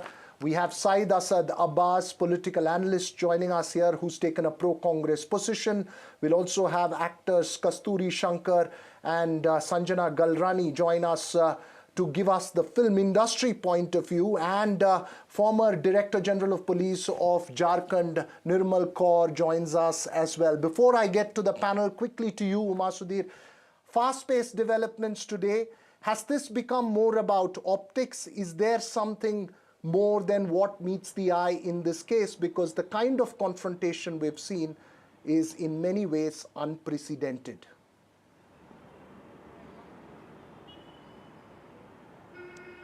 I would actually think that there is an effort now to start de-escalating the tension, because even as a lot played out in the last few days, ever since the arrest of Allu Arjun, of course, it all started here at Sandhya Theatre, where in fact the asphyxiation was the cause of death of Sandhya because of the overcrowding that happened on that day during the premiere show of Allu Arjun's Pushpa 2. Of course, the theatre is continuing to run its shows, even as the police has issued a notice to it asking them why their license should not be cancelled for a list of about 10 violations that they have listed out. But what you're saying is right, yes. This is played out not so much in the court of law as it has played out in the public domain, in the social media space, and also almost out in the streets, because everyone from the public to commentators on social media plus political leaders have spoken about it, jumped into it and given their opinion. And you know, whether it's the government or the police or Allu Arjun, they have also spoken up about it. But right now, I would think there is an effort on the part of the government as well as the actor to start to de-escalate, because the Chief Minister has very specifically given a diktat to everyone to not respond on any questions on the Allu Arjun issue, specifically after he of course spoke for an hour in the assembly. That became a new controversy again that the political parties, opposition parties raked up. But on the other hand, Allu Arjun's team also, when I spoke to them this evening, they said that right now things were a little more smooth and they do not want to escalate this any further, and therefore want to lie low and not make unnecessary provocative comments of any party. Uma, we will pick that debate up with our panel. Thanks very much for that update. We just have a bit of breaking news, so I request my panelists to hold their thoughts for a bit on it. An army vehicle met with an accident, according to reports coming in the forward areas of Poonch in Jammu and Kashmir. Several soldiers are reportedly injured in the accident. The army truck, what we understand, fell into a 300-feet gorge. Rescue operations launched there. Remember, it's winter time. I believe Nazir Masoodi, my colleague from Jammu and Kashmir, joins me on the phone line. Nazir, what's the latest you can tell us at this stage? Well, it is the general area of Mankot in the forward area of Poonch district in Jammu and Kashmir, where an army truck carrying over a dozen soldiers, some say 18, it fell into a gorge, 300 feet deep gorge. And there are reports several injuries. Rescue operation has been launched. Quick action reaction team of the army, besides Jammu and Kashmir police, they are rushed to this accident site. They are trying to evacuate the injured as soon as possible and take them to hospital. Cause of the accident is not known, but in the evening time, and it is and also a forward area. But it is a sad news that an army truck carrying several soldiers, over a dozen soldiers, has met with an accident, and there are reports of injuries to several soldiers, and rescue operation is on. This is an area which has witnessed series of militant attacks over the last 3-4 years. While the militancy has been contained to an extent, but the forests and the forward areas in this particular Poonch Rajouri area, they pose a huge threat. A massive security deployment has been made to deal with the situation, and troops are always on the patrol, on duty, and this army troops were also in that area. They have 12 duties: one to maintain the guard along the line of control on the border, and then the duty to counter militancy, and particularly highly trained militants who appear to be well entrenched in the forests of Poonch and Rajouri over the last 3-4 years. Now the same, troops who were on the duty, they were in that forward area, in the larger Manakot area, in the, this exact place is Balnoi Gora Post. So this vehicle carrying troops has fell into a gorge which is deep, 300 feet deep. So the rescue operation is underway. So this is a, ongoing rescue operation there. We have to wait for more update and the details what exactly has happened in this incident. Okay. Thanks very much there, Nazir. Obviously, the weather also a matter of concern at this point of time. We'll wait for you to get us more information on this. We hope the soldiers there in that accident are safe and that the rescue operations are carried out. For the moment, we'll go back to our discussion on the Allu Arjun controversy in Hyderabad, which we started with, but we'll keep getting you updates on that bit of breaking news coming in from Jammu and Kashmir. Back to my panel here on the Allu Arjun controversy. First to you, Ms. Nirmal Kaur. As a police officer, as a former police officer, when you see the kind of action and the drama and the focus on this case, do you believe that it is normal, or do you feel that there has been some kind of extra focus on this, something that could mean that this is not being treated purely as a case of Stampede involving a star? What's the first sense, prima facie, that you get from the news reports? Right from the day of the Stampede, you can see that the conduct of the police has been thoroughly unprofessional. They have not followed a professional approach to the thing. Even in the first place, when they held Allu Arjun responsible for it and arrested him, where is the need? He's neither the organizer, nor is he, the police on their own would have assessed the situation, the law and order situation, the bandobasti, the crowd situation, what is the crowd size going to be, and then, provided for it. The police failed in its own assessment, and then on top, he's not the director of a film, he's not the organizer of the event, he's just gone there. It could be anyone, tomorrow you can arrest anyone at the Stampede, just because a Stampede has taken place. There was that huge Stampede in that Baba's place, where the Baba was directly responsible, and no one was arrested there. Even the Baba was not arrested. Here, Allu Arjun definitely is not responsible for the Stampede. Whoever could be, it's a matter of investigation. And I think, from miles off, you can sense that the conduct of the police has been thoroughly unprofessional. On the day of the Stampede, on the day of the arrest, then he got bail. Even now in his questioning, calling him, I don't know whether it's, at one point it is said that because Allu Arjun did not meet the commissioner, where's the need for him to meet the police commissioner? Is it like, the two are very different things? The commissioner is a professional officer. He's a cop. He's a police officer. He has to provide for all the arrangements of all the crowd management that is possible. These days, there are so many, so many aids. Okay. His intelligence failed. Maybe he did not assess the crowd size. Police is definitely not acting in a professional manner at all. You're making strong points here. You're making strong points here as a former police officer. Syed Asad Abbas, you heard those points. In the intricately intertwined world of Telugu cinema and politics, there are several conspiracy theories that are doing the rounds. Is there something more than what meets the eye? Is there an underlying undercurrent or personal equations that are manifesting itself in this case? That's one of the key allegations that have been made. How do you respond to it? Well, Veera Sahab, I certainly do hear of those as well. There are personal equations involved. There are political parties who do have their vested interest, who are trying to go along with this VIP culture. Now, with all due respect to Kaurji, who's got great wisdom. She's been a former IPS police officer. Let me bring a couple of facts to her notice.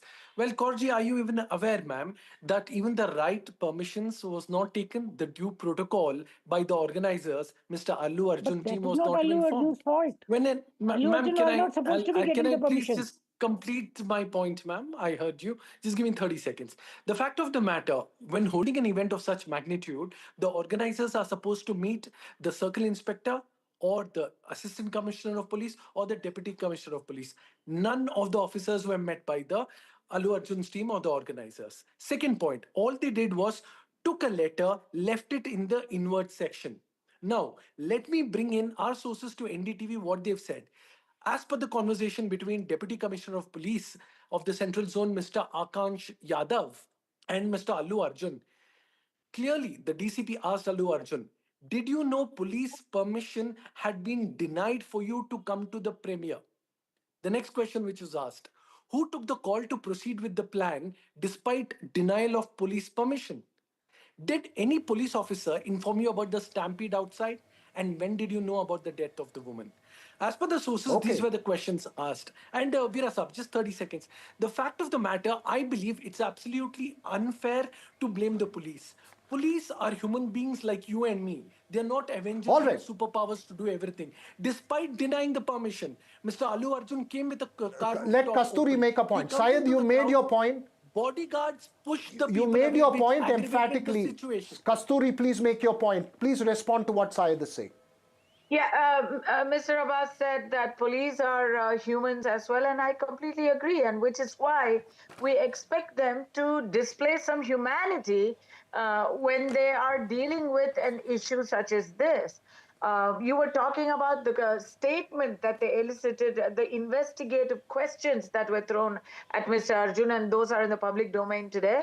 And as a lawyer and as somebody who has interacted with the cops very recently in a confession statement issue, I can tell you that confession statements are drafted, the questions are drafted with a very favorable bias to the prosecution and to the police. And really, when we, as advocates, if you've ever been to a police station and if you've ever had to sign a confession, you will know that most of the time you are saying, no, I disagree with the question. I disagree with the questioning. I disagree with the question. This didn't happen. Most of the time, that's what we are having to write. So when you start by giving leading questions, there's no way to answer them because it didn't happen. You don't say, when were you informed of the death? And, you know, then the next question is, well, Allu would have said, Arjun would have said, I was not informed. That I think that would have been his answer. I was not informed until the end of the movie. And then the next question is, who do you think hid it from you? This is how confession statements are worded. And it is up to the person under investigation to watch out for himself. So don't even start taking one side of your information. Your information is completely based on police information. Sir, 1 month ago, police said Kasturi, that's me, was in hiding. I had gone underground. No, I got it. I was shooting. So I'm just saying, you cannot take media reports, you cannot take police reports as sacrosanct. The fact is, nobody goes to... I'm just going to play... I get the point you're making, Kasturi. I think you made your point emphatically. Let's just play the bite of this Congress MLA who said that Allu Arjun needs to mend his ways. If not, they will continue to act against him. Let's just play this Congress MLA's soundbite before we go further on this discussion. 100% మేము హెచ్చరిక జారీ చేస్తా ఉన్నాము. ఇంకా మన ఇంటి ముంగట కొంతమంది వాళ్ళు జాయింట్ యాక్షన్ కమిటీ వాళ్ళు ఏదో చేసినట్టు కానీ ఖచ్చితంగా ఇట్లనే ఇదే పద్ధతిగా మార్చుకోకుంటే తప్పదంగా కాంగ్రెస్ శ్రేణులు కూడా తెలంగాణలో మీ సినిమాలు కూడా ఆడని కొడుకని చెప్తాం. Sanjana Galrani, I want to get your point across on this issue. This is, on the one side you have the film fraternity, on the other side there is a large section of the society which seems to be demanding that film stars be made accountable for such fan frenzy. How would you respond to a Congress MLA who says that stars need to mend their ways? This is not the very first time somebody has died in India in a stampede. Of course, I feel very bad for the family, but this has happened many a times. Just tell me one thing: if there was a politician and a stampede has happened, would the politician be behind the bars right now? There was a Baba and there was a stampede which happened, which had a group of people who died. Did that Baba get arrested? No. This is a very crystal clear case. He got the bail on the very same day when he was arrested. This entire case has been made up. He was not even in the situation in the entire frame where this particular stampede or death happened.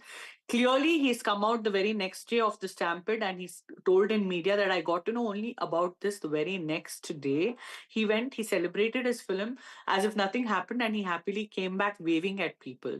So where can you account him of being irresponsible? And Andhra Pradesh and Telangana has always, worshipped their fans like gods. This is like a festival. It's bigger than a birthday. It's bigger than any occasion. A film release is the biggest festival in Telangana and Andhra Pradesh.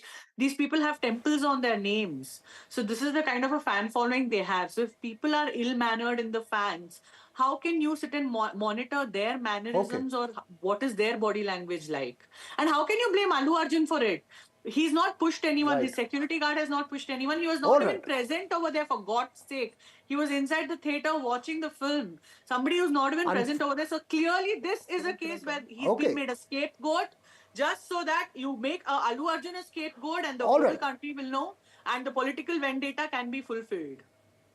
Unfortunately, Sanjana, I am completely out of time because this discussion was curtailed. I'm sorry, Syed Asad Abbas. I wish I had more time, but obviously the conversation around this will continue for the next few days. But for the moment, on the Southern View, we're completely out of time on this discussion. News and updates will continue right here on NDTV, including this conversation on Allu Arjun with my colleague Uma Sudhir, who's coming up next.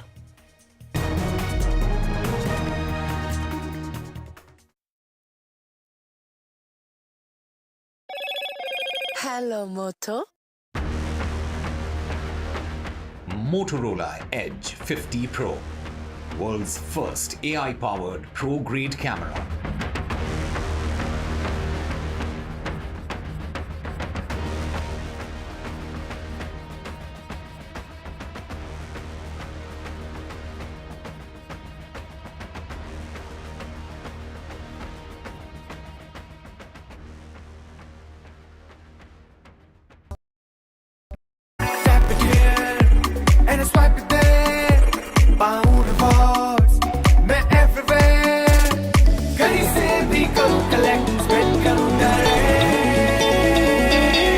Download any single ID partner app, link your card and earn reward with top brand. Get it free with single ID.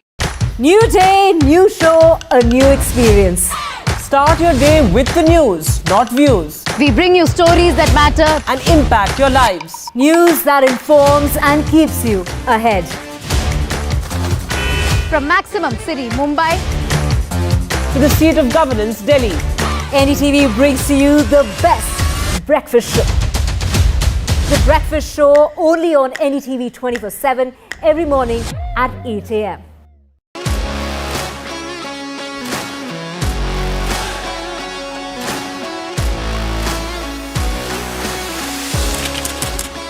We are able to maintain the democratic fabric and the democratic system. I want to do something that can make a difference. लगातार जनता की आवाज को सरकार तक पहुंचाने का काम मैं करता हूं. I was a student up until very recently. I really want to work and do something for my people because they have given me this opportunity. They have elected me. सोचा नहीं था कि राज्यसभा सांसद बनूंगी.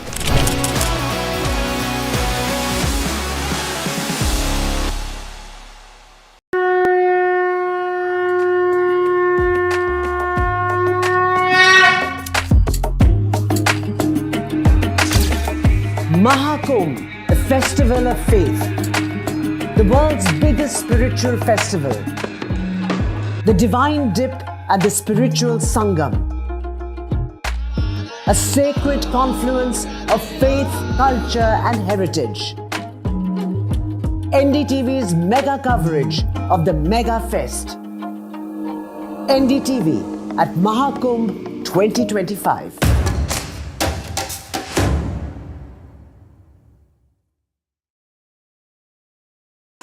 NDTV shines with 38 prestigious wins at the News Television Awards 2024. Powerful journalism to cutting-edge digital innovation, production excellence to regional leadership, NDTV sets the benchmark. 38 awards, each a testament to your trust in NDTV. NDTV stands for trust. In today's interconnected world, India's voice is more crucial than ever. When India speaks, the world listens. At NDTV World, we are that voice, bringing you intelligent and insightful news from India and beyond.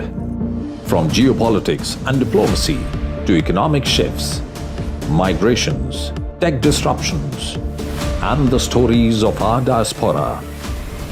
We cover the news that shapes our global future. NDTV World, your new home for global news is here. I've been reporting on all issues, big and small, from Andhra Pradesh, Telangana, rest of South India, bringing you all the action, all that you need to know, all that you want to know. The energy of Maximum City is infectious. I bring in that energy in our news coverage from financial capital Mumbai. Covering from the southernmost part of India over the last 23 years, I bring in-depth and 360-degree coverage from the Dravidian heartland. The land of Mishti is also known for its bitter politics. I have seen much water flow under the Howrah Bridge, covering Bengal in all its vivid colors.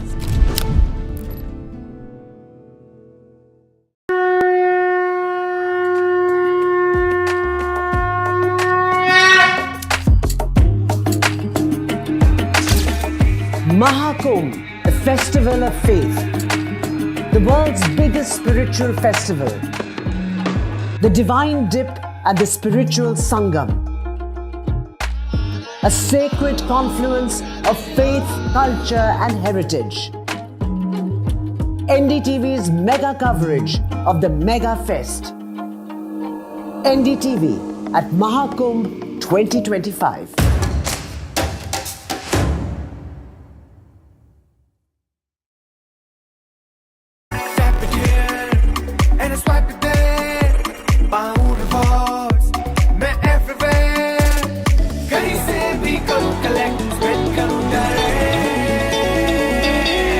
Download any single ID partner app, link your card and earn reward with top brand. Get it free with single ID. New day, new show, a new experience. Start your day with the news, not views. We bring you stories that matter and impact your lives. News that informs and keeps you ahead. from Maximum City, Mumbai, to the seat of governance, Delhi. NDTV brings to you the best breakfast show. The Breakfast Show only on NDTV 24/7 every morning at 8 a.m.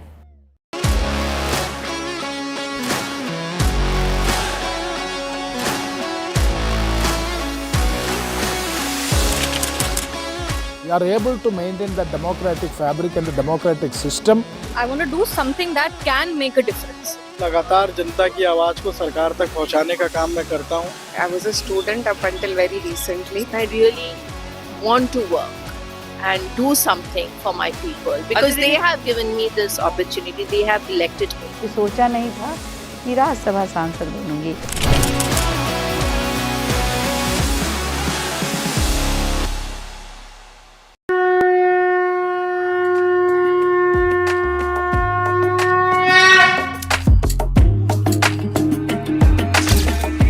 Mahakumbh, the festival of faith, the world's biggest spiritual festival, the divine dip at the spiritual Sangam, a sacred confluence of faith, culture and heritage. NDTV's mega coverage of the Mega Fest. NDTV at Mahakumbh 2025.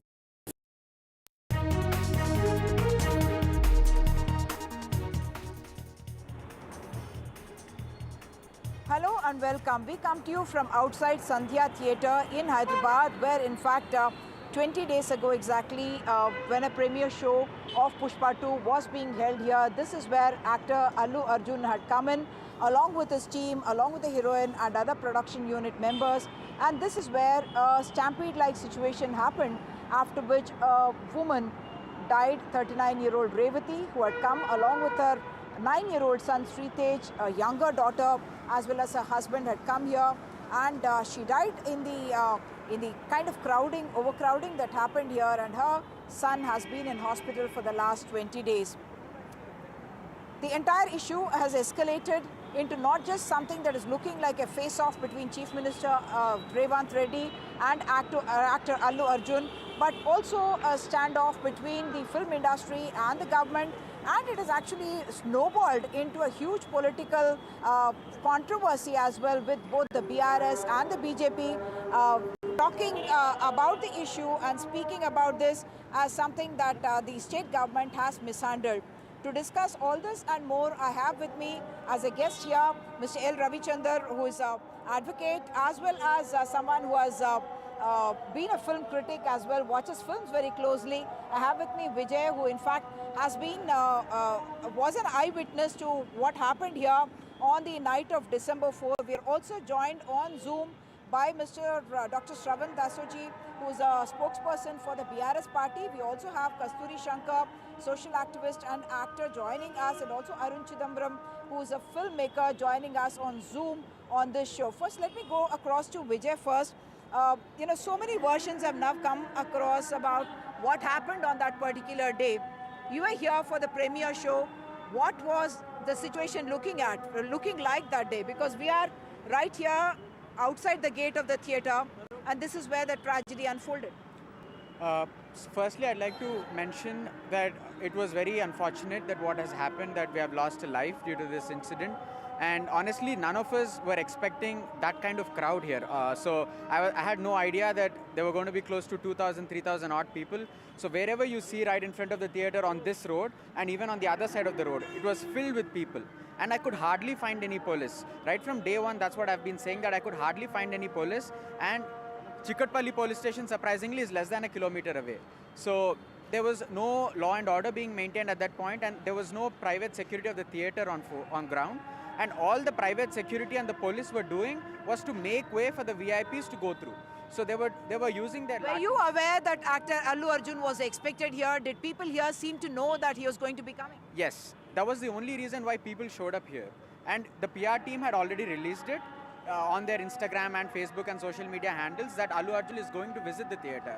And otherwise, nobody else would show up to the theatre. They came here to watch the movie, not to watch the walls of the theatre, right? So why would 3,000 people show up at a theatre if they didn't have tickets? The only reason they showed up was to watch Allu Arjun. I honestly didn't have any idea, but I got to know that later. So the police must have not given a permission, but they had a clue that Mr. Allu Arjun was going to visit the theatre. So honestly, and the police was only trying to make way and use the lathis so they could let the cars through the gate. So if they didn't give any permission, why did they even allow him in the first place? I understand Mr. Allu Arjun should have acted with utmost care, knowing that, there are a lot of people, but completely throwing the blame on him is not fair. He has to be charged, but he has been charged under culpable homicide, which I don't think is a fair charge. I think he should be charged under harsh and negligence act of 305.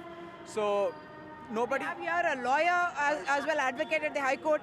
What you're telling us, Vijay, is something very significant, because while the version of the police and the actor have been suggesting something else, you are suggesting that since it was advertised widely on social media, everyone would have known that the actor was coming here. So why wasn't the police force prepared either to deploy their security forces on the ground or to stop him from coming here and creating that kind of a chaos? Is that what you read into the situation? Well, I'll start off saying I'll go with everything that the official version of the story is. A, that the theatre had not met the commissioner, and therefore they ought not to have done the premiere show. Not correct, because the letter was with them. If they were sitting on an ego platform as to they should come and sit at the CP's office, wait on him before they get permission, that's not done. Two, but there is a written denial of permission that the circle inspector has given, because that is a local police station where the letter was initially addressed asking for permission, the local police. The local police said that no time for no premiere show will be given. then there's a violation by these people. I get Premier show was allowed, but the actor coming in was not given permission. Was it even sought? It was sought. The theatre management had sought permission for the actor to come in and participate in the premiere show along with the fans, but then there are two aspects to it. One aspect is, should the theatre ask for permission at all for somebody to come in here?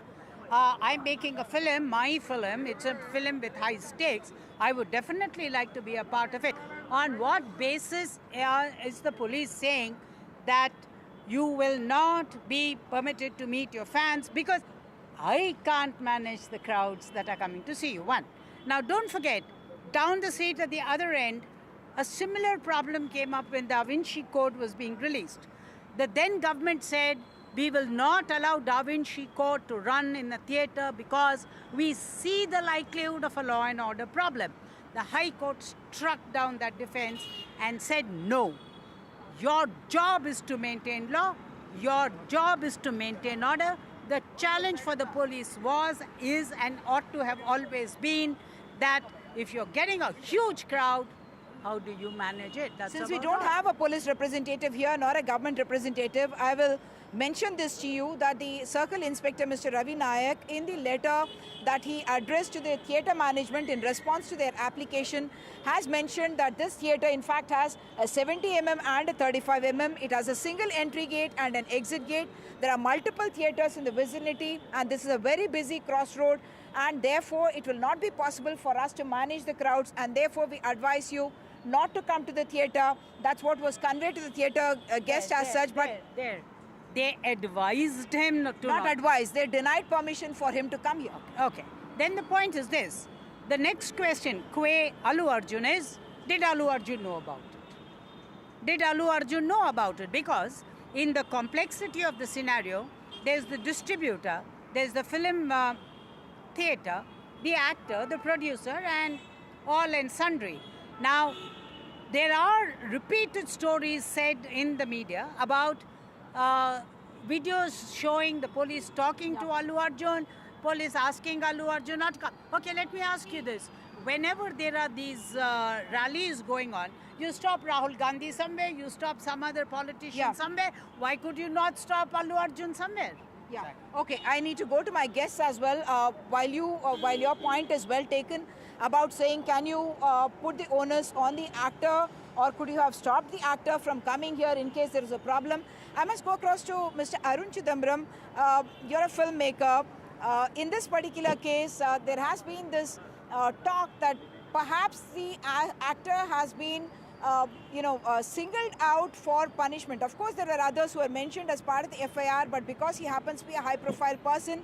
But the debate has once again come up about a celebrity having to take responsibility for what happens when he goes to a crowded situation. As someone from the film industry, how do you view this? Obviously, he is not the one who is responsible for law and order in that area, but he does have an onus of the responsibility of ensuring that things don't go wrong, knowing fully well that there is a craze for an actor who has been delivering super hits.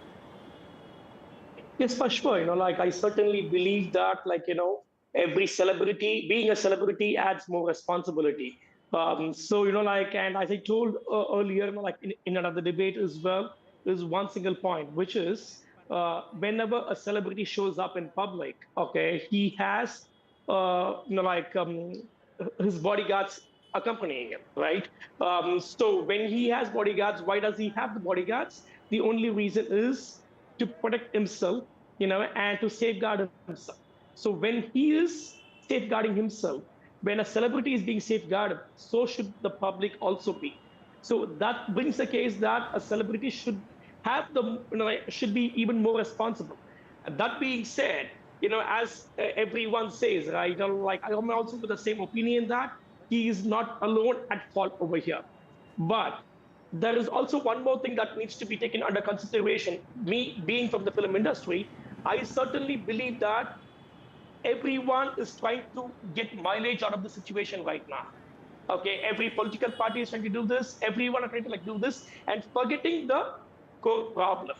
And and I think that is really very important. And I think we are deviating from the core problem here. Agree that there was negligence, And that needs. And I agree. I also agree with Mr. Vijay, who said in what section he should have been, an FIR should have been with him, okay, or he should have been there should be a case with him.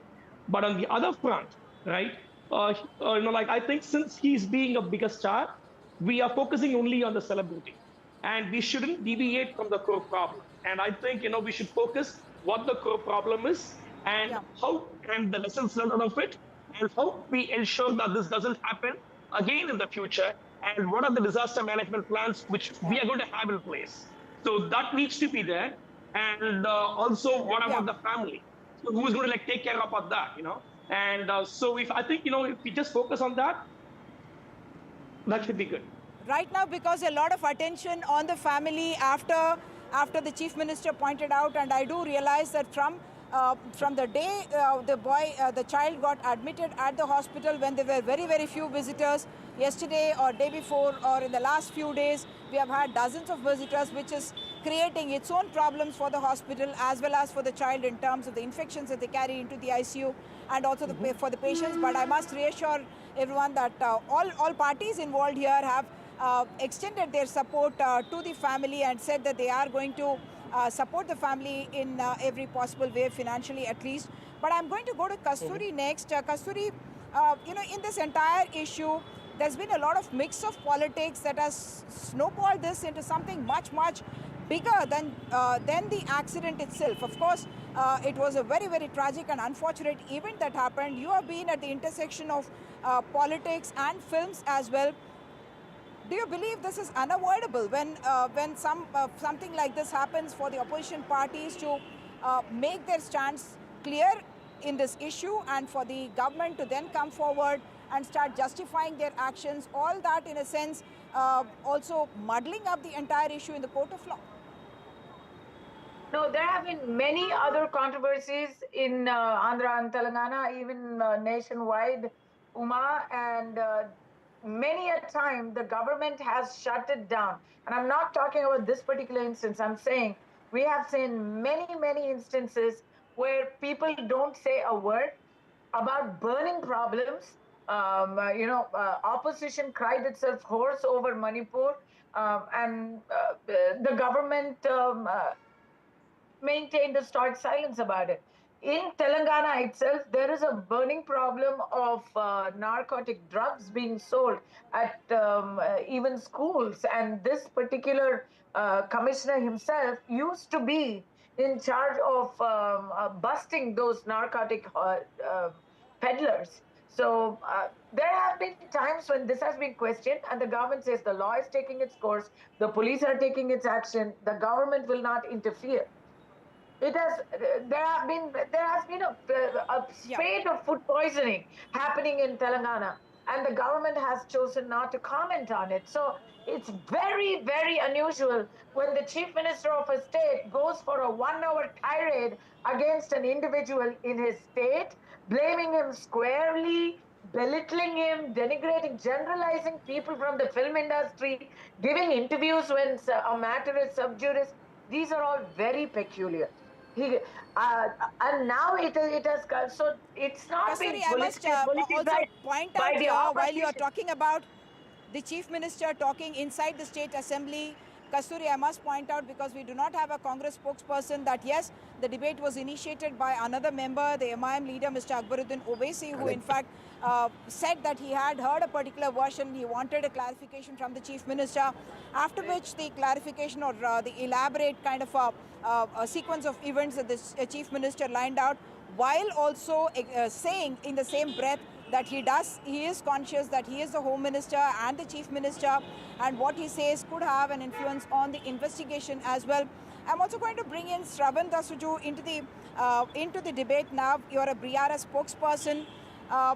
You have been, in a sense, at the core of this issue, also because your leader, Mr. K.T. Ramarao, has chosen to make social media posts during the arrest, even prior to the arrest, on several issues, because of which, in many senses, should I say, this issue seems to have escalated out of all proportions. And now your party continues to say that, all this should be only in a court of law, and why is the Chief Minister talking in the Assembly?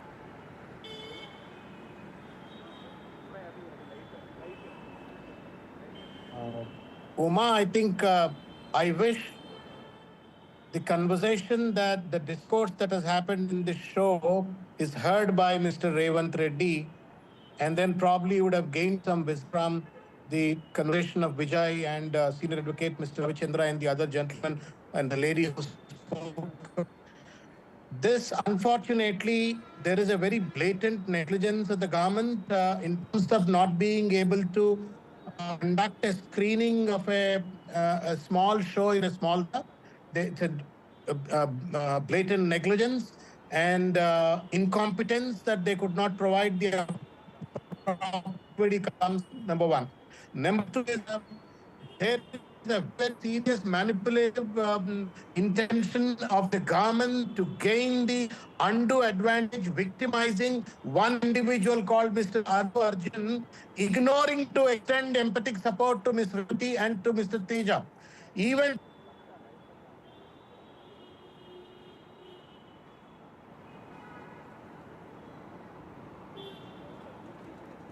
Mr. Shravan, we seem to be having some problem with your Zoom line, and therefore we are not able to get your audio.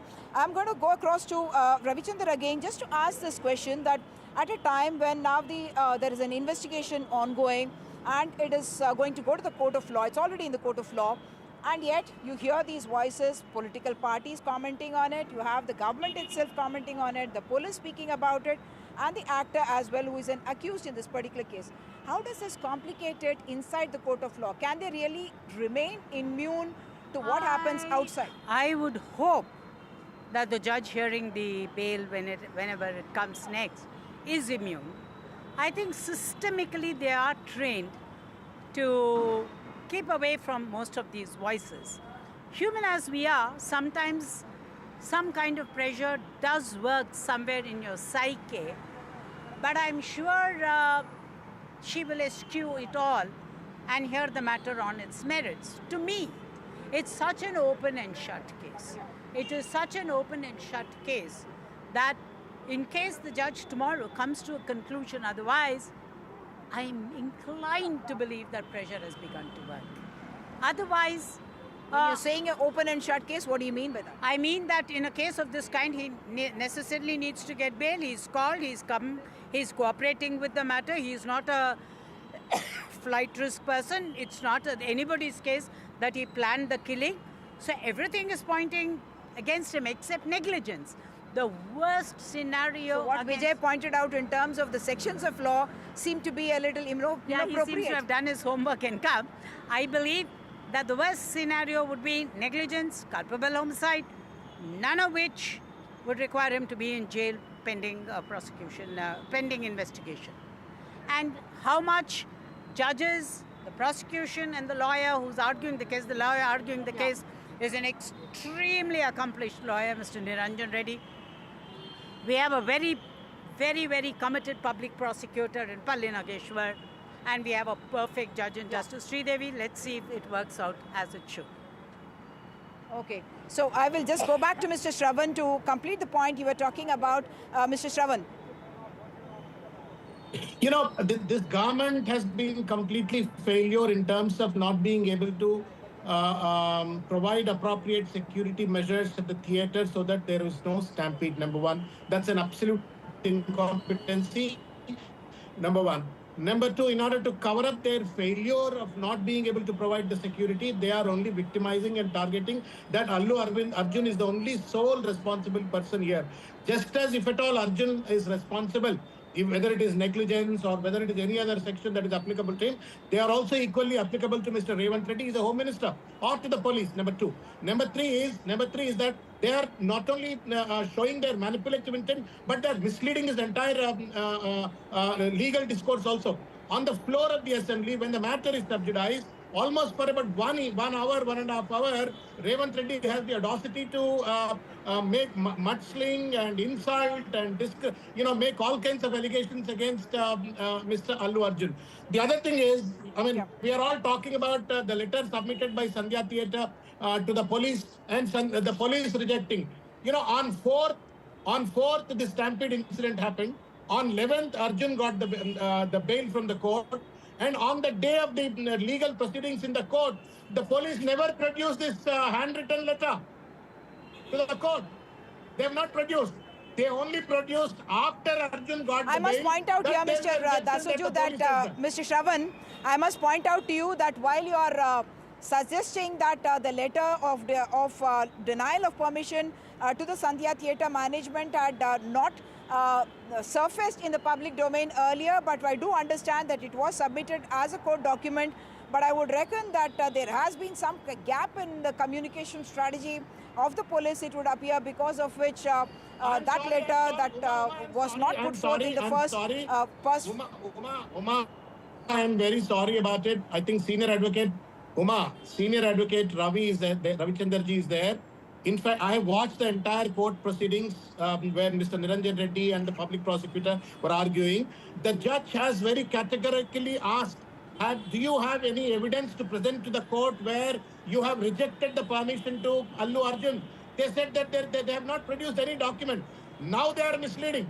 Now their misleading and manipulation has gone to such an extent where police also is involved in it. They only make accusation. Now, when the matter is subjudized, they conduct a okay, you are making an allegation for which we do not have a police representative or a government representative who can counter that. But I did speak to the circle inspector this afternoon, and I've spoken to some senior police officers and lawyers as well, who did say to me that the letter denying permission had been submitted in court as a document, and that will be a matter of record that we can check out. But we are running completely out of time. Shravan, sorry if I will have to interrupt you there, and thank our guests, Kasturi Shankar, Arun Chidambaram, Vijay here, who has in fact put forth a very, very important point about the deployment of forces, and Mr. Ravichandar here, who was able to tell us about the legal aspect of it and why he thinks this should have been an open and shut case as well. We will continue to monitor this case, report to you the twists and turns that it seems to be taking as of now. There seems to be an attempt on the part of the government as well as the actor to try and de-escalate this entire issue, with the Chief Minister issuing a kind of a diktat, asking spokespersons not to comment on it. And the actors' team has also said that they will not want to right now comment or make any provocative comment that can escalate matters in a different direction altogether. But picture abhi baki hai, because the police is going to issue summons once again to Mr. Allu Arjun, and he is expected to be brought to this theatre for the reconstruction of the scene. And yes, the police also intends to challenge the bail that has been granted to Mr. Allu Arjun in court, and they're getting legal advice for it. Thank you so much for watching. Thanks all my guests for joining us with your valuable inputs.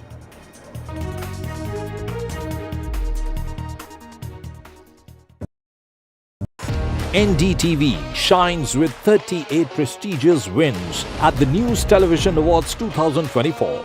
Powerful journalism to cutting-edge digital innovation. Production excellence to regional leadership. NDTV sets the benchmark. 38 awards, each a testament to your trust in NDTV. NDTV stands for trust. In today's interconnected world, India's voice is more crucial than ever. When India speaks, the world listens.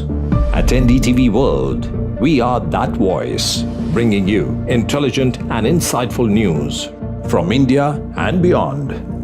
From geopolitics and diplomacy to economic shifts, migrations, tech disruptions, and the stories of our diaspora.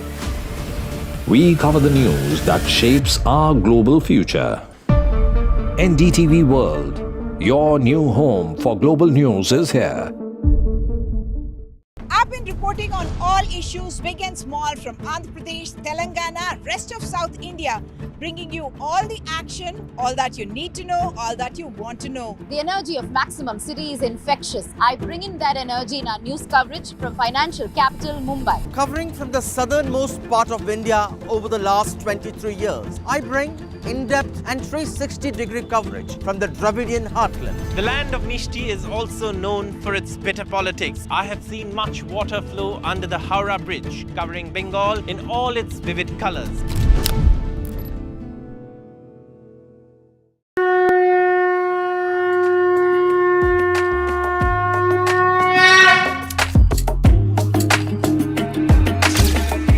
Mahakumbh, the festival of faith, the world's biggest spiritual festival, the divine dip at the spiritual Sangam, a sacred confluence of faith, culture and heritage.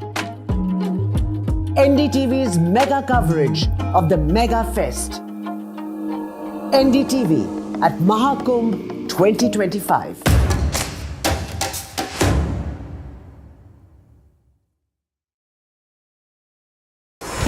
NDTV proudly upholds its legacy of trust and credibility. According to the prestigious Reuters Institute's Digital News Report 2024, NDTV is the topmost news platform in the country. Number 1 in both online and offline reach in India. Beating all its competition, NDTV stands for trust. New day, new show, a new experience. Start your day with the news, not views. We bring you stories that matter and impact your lives. News that informs and keeps you ahead.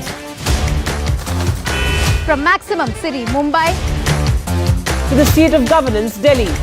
NDTV brings to you the best breakfast show. The breakfast show only on NDTV 24/7 every morning at 8 a.m.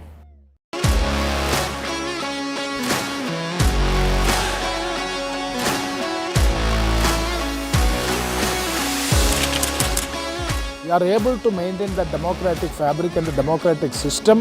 I want to do something that can make a difference. लगातार जनता की आवाज को सरकार तक